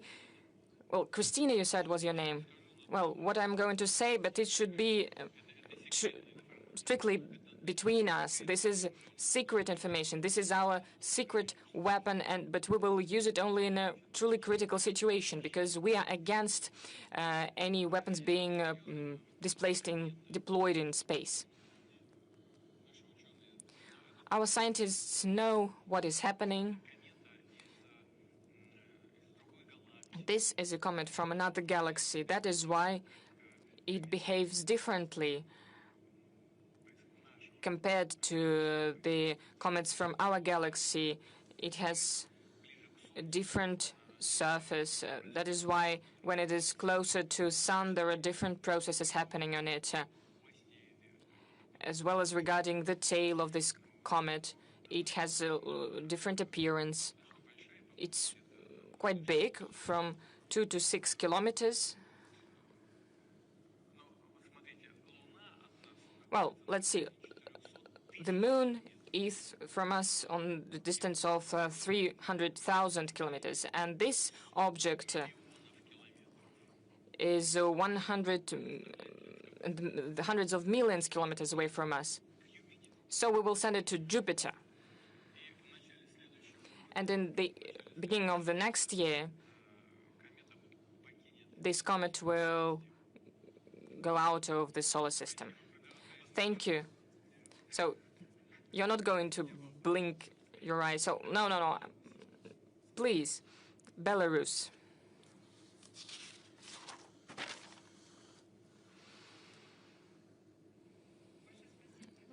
Thank you very much, Mr. Putin, for giving me such an opportunity. Victoria Sienkiewicz, First Informational Channel. We have been synchronized, Russia and Belarus. The president of the Congress said that Belarus and Russia should be together. I'm sure you have heard this. We could also build a bridge. It's not the first time we're doing this. We are truly glad that the Oreshnik is entering combat duty in Belarus, as well as the tactical nuclear weapon was given back to us. But not everyone is glad about our union between our countries. Poland closes its border to other countries, or the polygons are being created, or our assets are being. They want to rob our assets. They want to steal our assets. What can you say about the actions of these European baby pigs? Thank you for this new diplomatic term. What can you say about the actions of the Western countries on the western borders of our Union? As for the term that you have mentioned, well, I was speaking to the military, and I said it. I was not really meaning anyone specifically. I usually never say anything like that. I was speaking in general terms. I was speaking about a group of people, as legal people say. All of this appeared to quite a long time ago. But the relations is what really important, relations between our two countries. I watched live the speech of the president of Belarus at the All Belarusian Summit, Congress, and I have to congratulate him on that. His speech was very meaningful and excellent. I would like to express my gratitude for this assessment of the state of Russian-Belarusian relations. As for the security issues, we are solving them bilaterally, as well as the context of the CSTO. You have just now mentioned Oreshnik. Alexander Grigorievich spoke about the Russian tactic weapons, nuclear weapons that is being stationed on the territory of Belarus. We regularly have exercises of the groups of armed forces created by our ministries of defense. We are closely cooperating between each other. The security of the Union state is in very reliable hands, and it will be guaranteed without any doubt. Well, it was Belarus.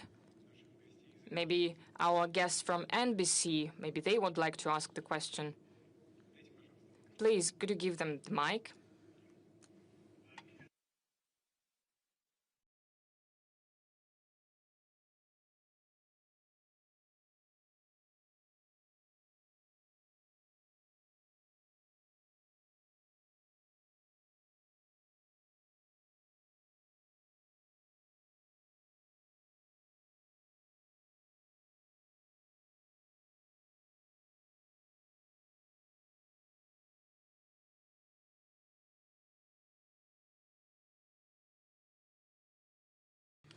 We do not consider ourselves responsible for the death of people. It wasn't us who started this war.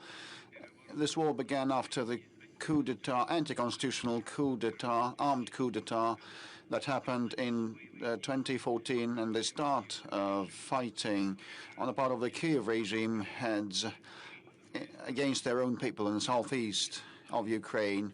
On our part, we stopped short of recognizing the autonomy independence of the then breakaway republics of Donetsk and Lugansk. And after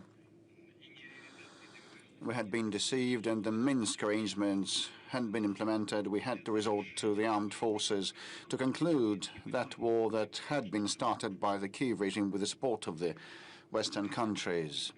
And President Trump is taking serious efforts to conclude this conflict, put an end to this conflict, and I said on many occasions that he is quite sincere in this undertaking. And moreover, during the meeting with President Trump in Anchorage, we agreed upon and virtually approved the proposals of President Trump. So saying that we reject anything is inappropriate and has no grounds. At a preliminary meeting in Moscow, a proposal was made to us, and we were asked to make certain accommodations. When I came to Anchorage, when I arrived in Anchorage, I said that those would be difficult decisions for us, but we still are in agreement with this trade-off proposed to us. So saying that we reject anything or turn anything down is inappropriate and groundless. So the ball is entirely in the court of our Western so-called opponents, the chiefs of Kiev regime, most importantly, and their European sponsors. We are ready for talks, and we're ready to conclude the conflict by peaceful means. A couple of more questions from the audience.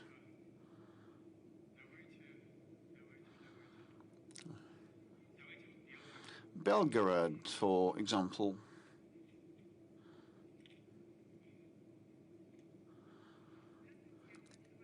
Good day, Mr. President. Belgorod TV channel. Definitely, I must mention that we will be so happy if you find the opportunity to visit us. And today, the frontline Belgorod region, as well as in other borderline regions, has the issue of communication that is high on the agenda. The UAV attacks, notifications, and remote education for our kids, and diabetes. Children with diabetes have their sensors connected via mobile internet, and that fails without mobile connection. So, will you please introduce the sensors for diabetes children, put on the white lists, so that they work even during the peril of attacks?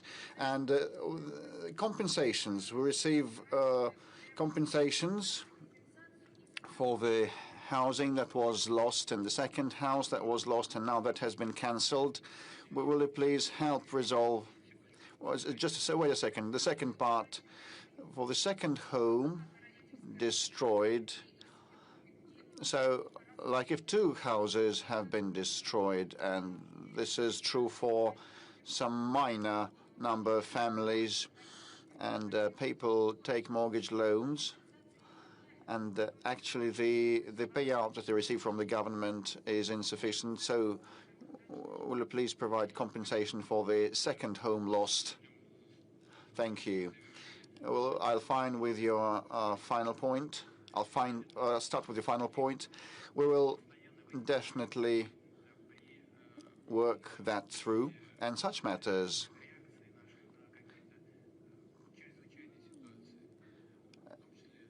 crop up when we have to respond to emergencies like fires and floods and etc.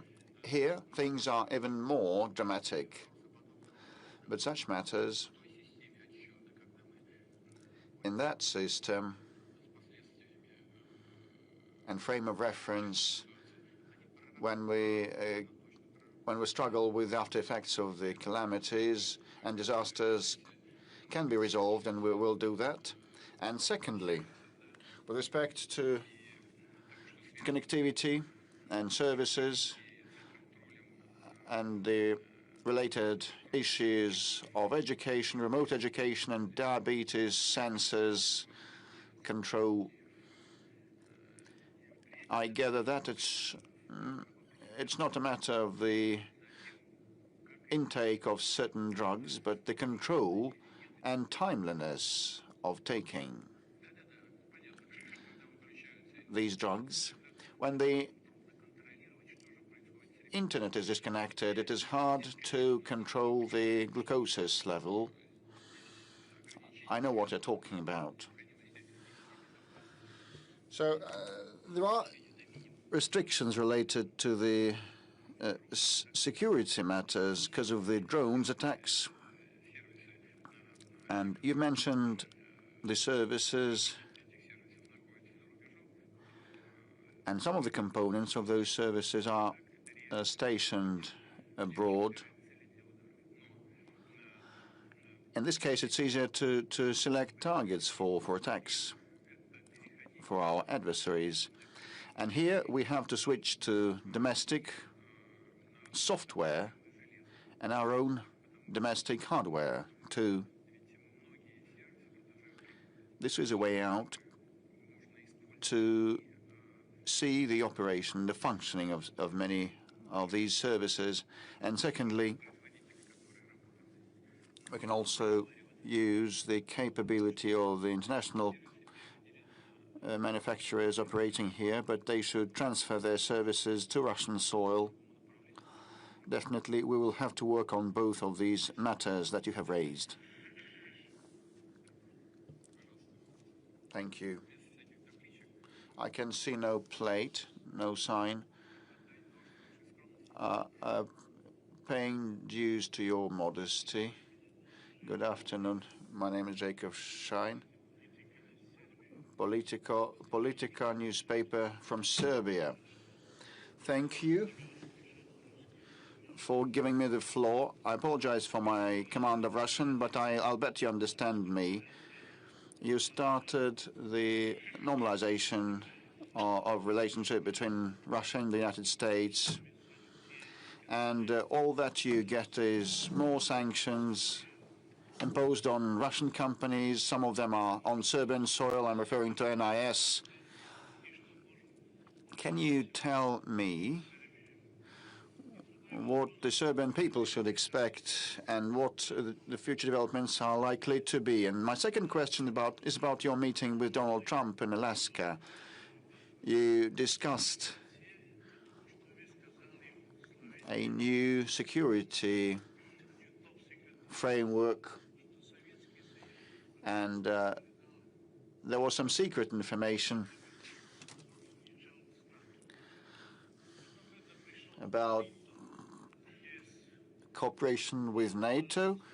And when Clinton visited you, you also volunteered to join NATO.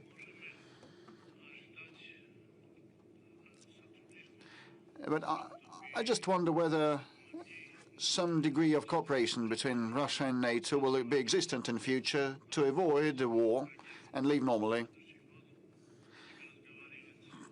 I'll bet that, I hope that next year we'll have more talks about peace than war. Thank you for your question.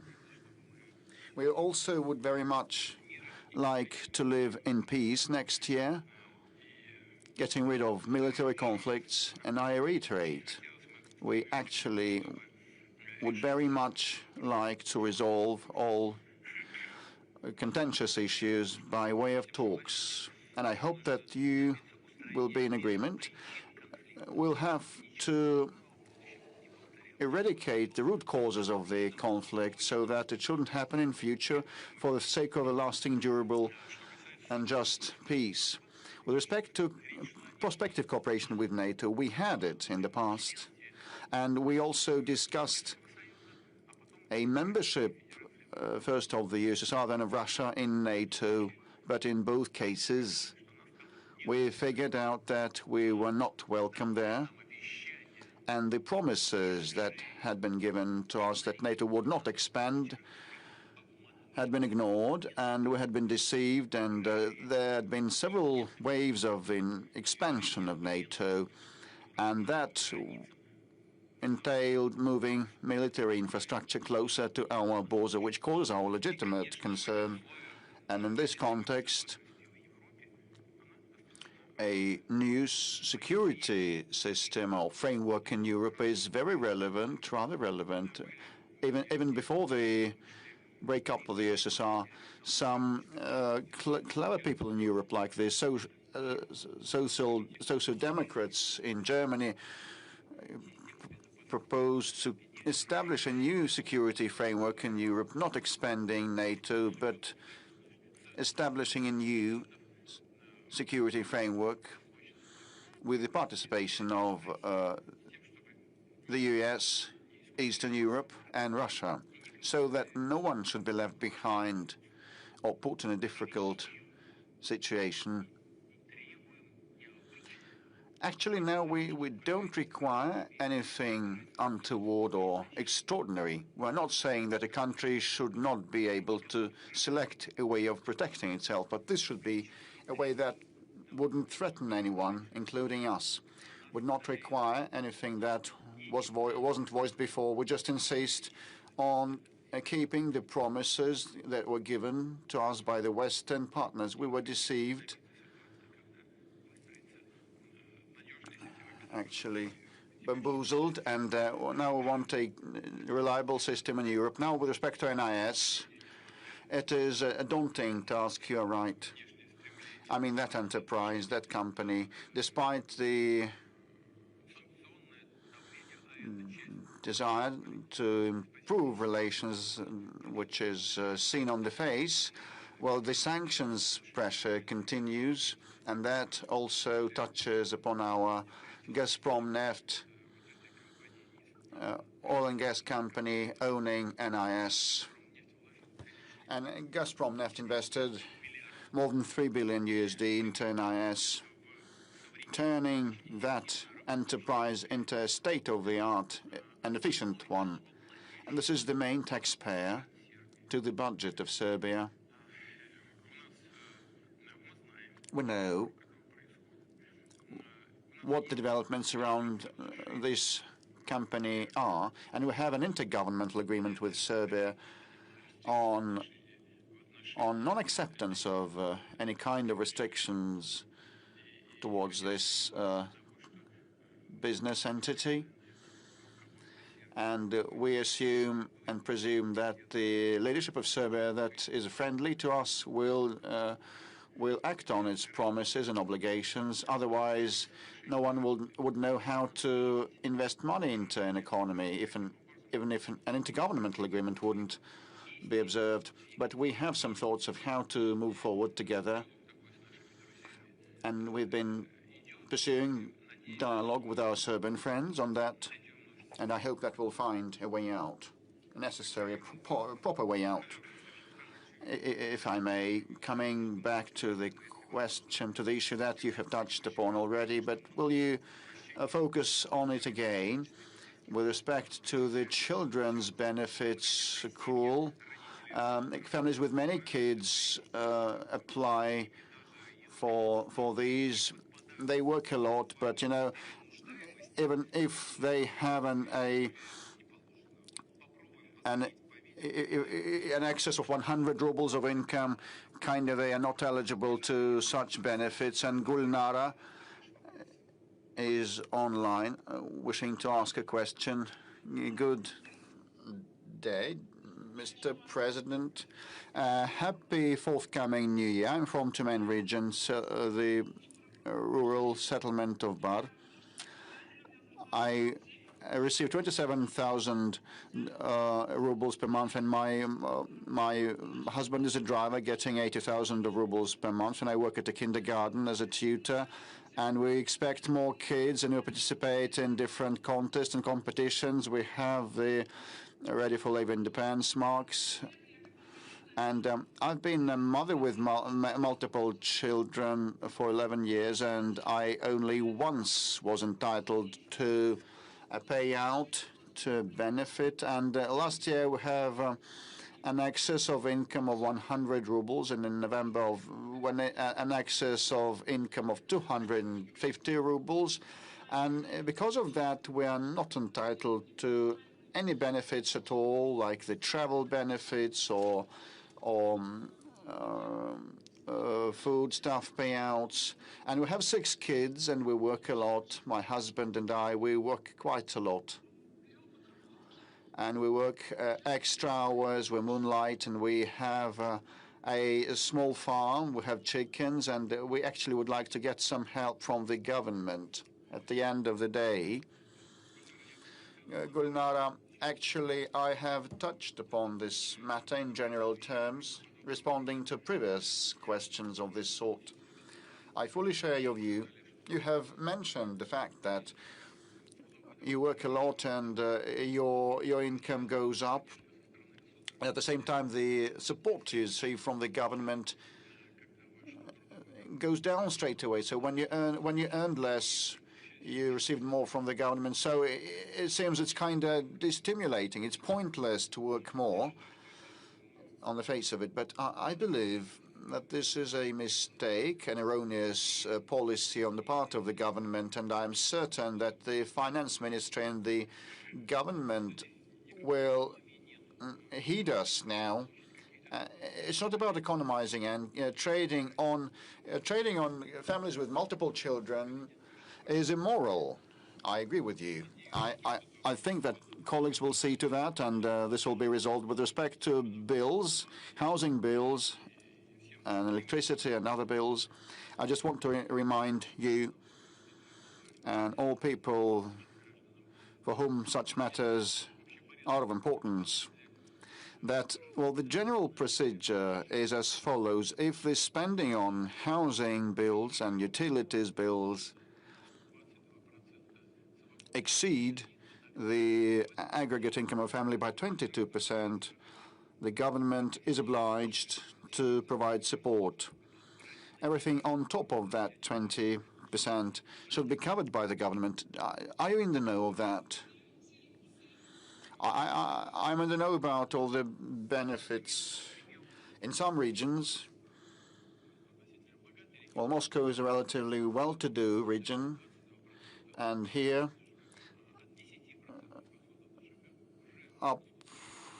from 10% of the spending overrun and upwards is the amount that is covered by the regional budget.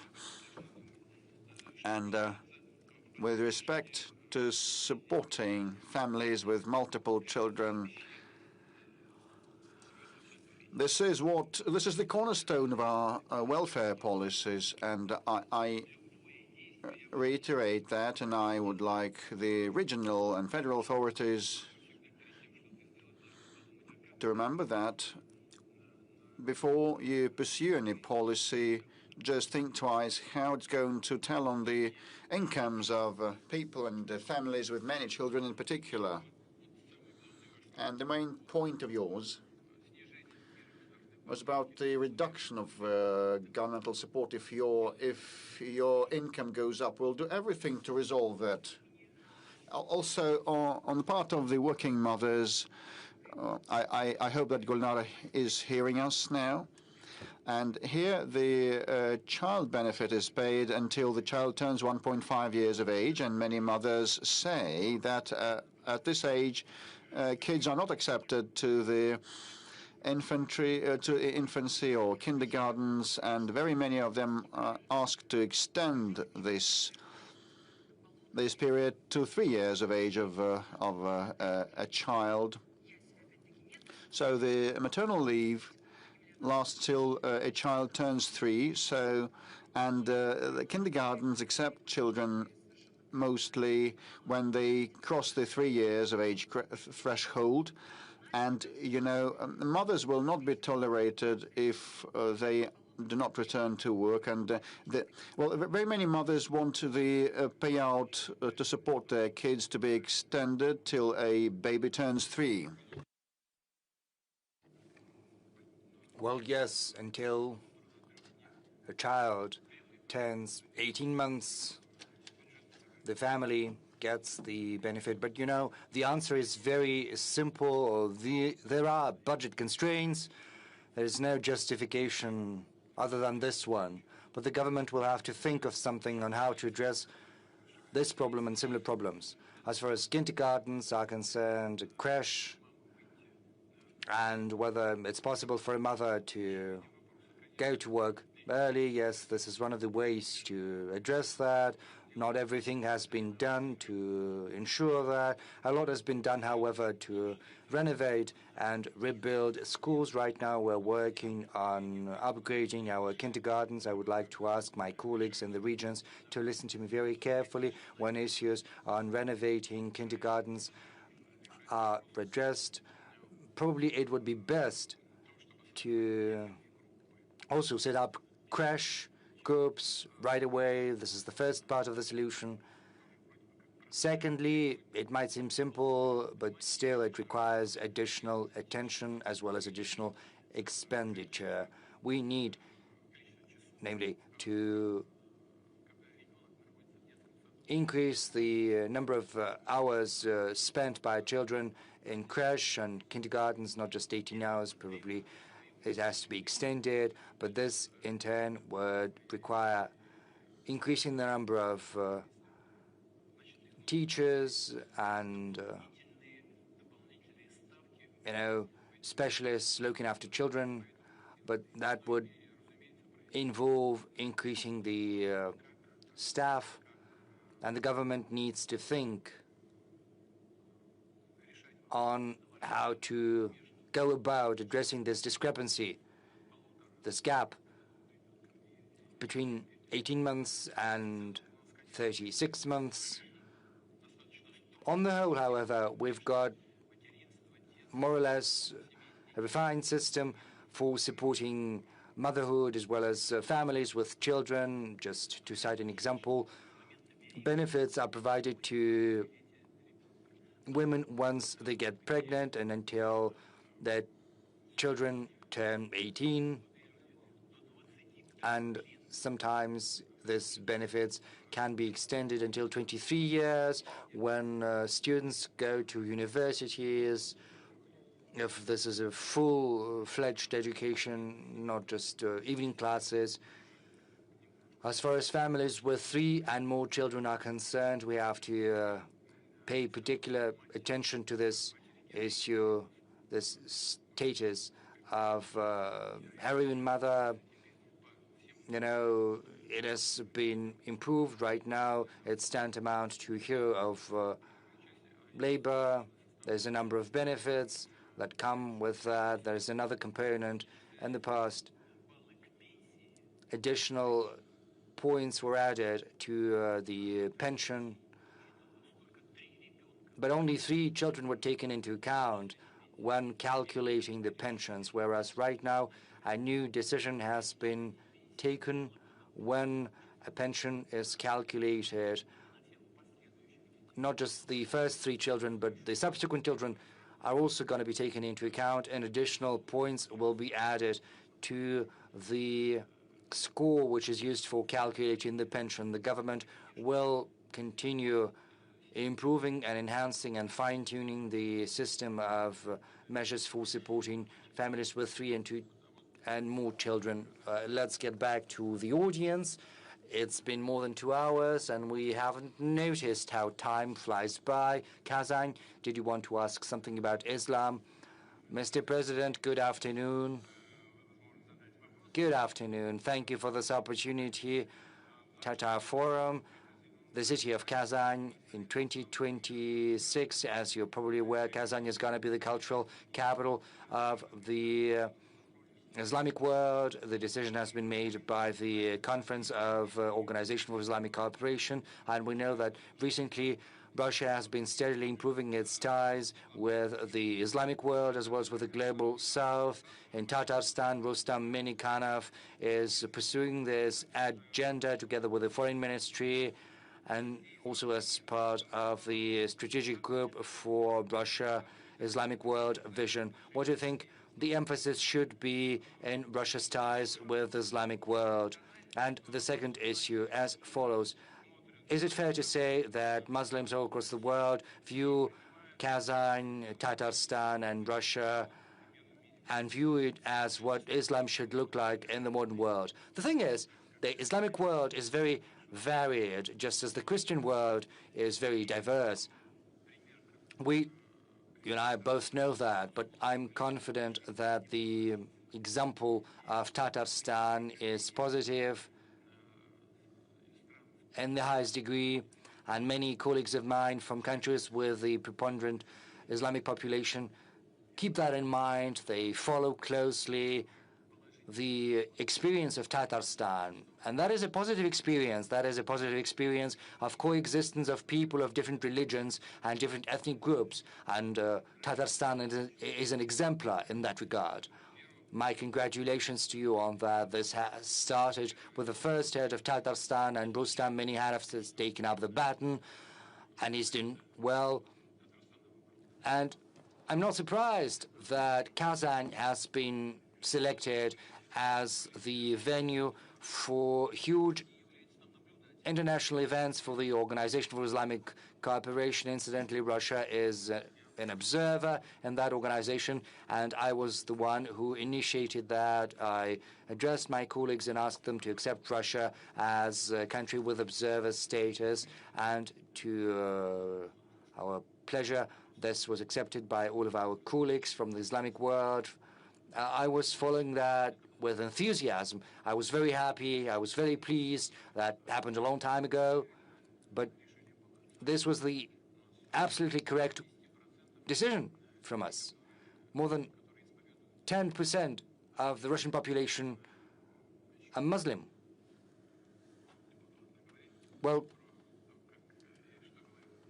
I'm not gonna cite what the patriarch has told me on the subject, but, you know, Christianity, this is Oriental Christianity, Eastern Christianity, and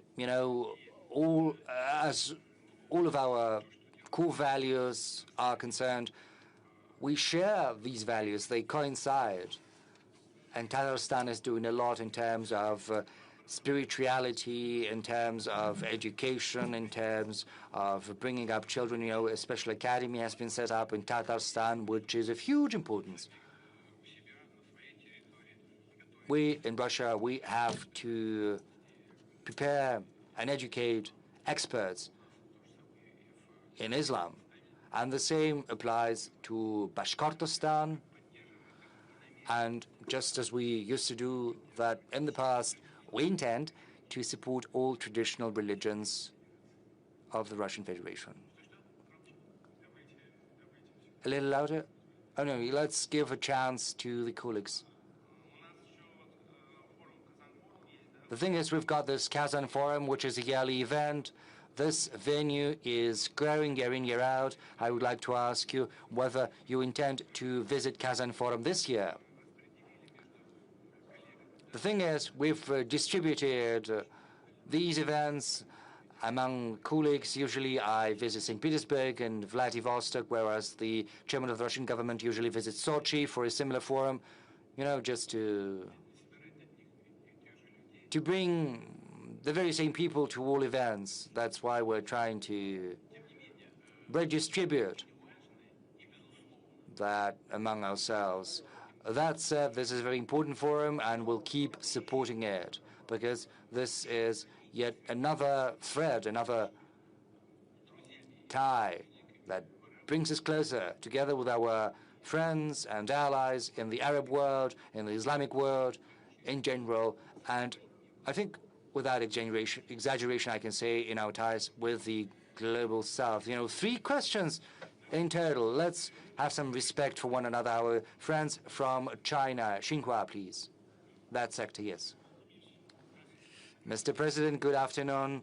Xinhua Agency, as you said on multiple occasions, Russian-Chinese relations are at the highest historical level. Just this year, Tu and President Xi have met twice, whereas next year 2 important anniversaries will be celebrated. First, 30 years since the establishment of relations of partnership and strategic interaction between Russia and China, as well as 25 years since the signing of the agreement on good neighborliness and cooperation. My question is, what's your take on the achievements of the Russian-Chinese strategic cooperation over the last 3 decades, and what's your vision for the next 3 decades?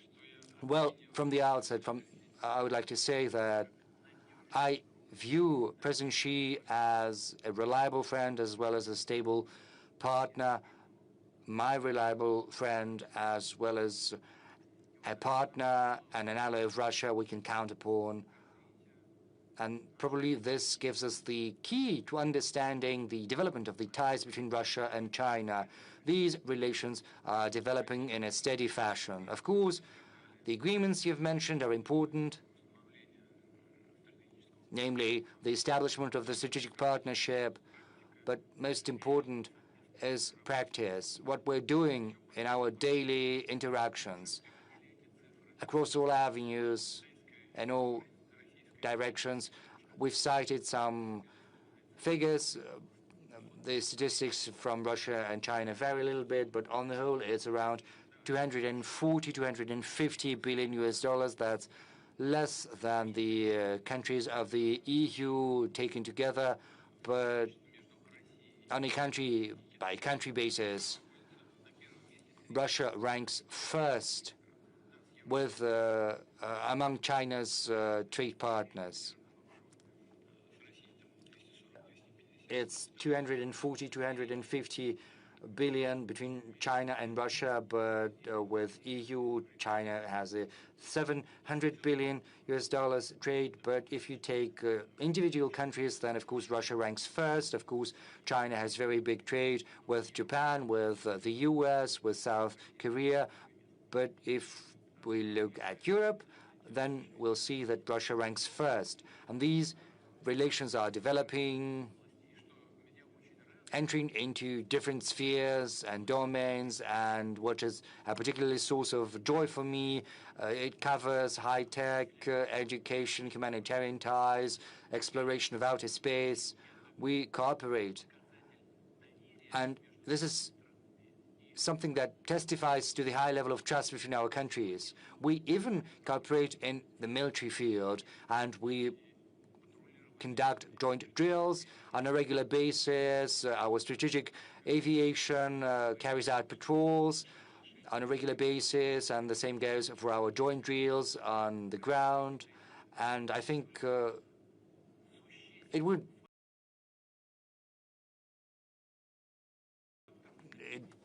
be fair for me to underscore once again that Russian-Chinese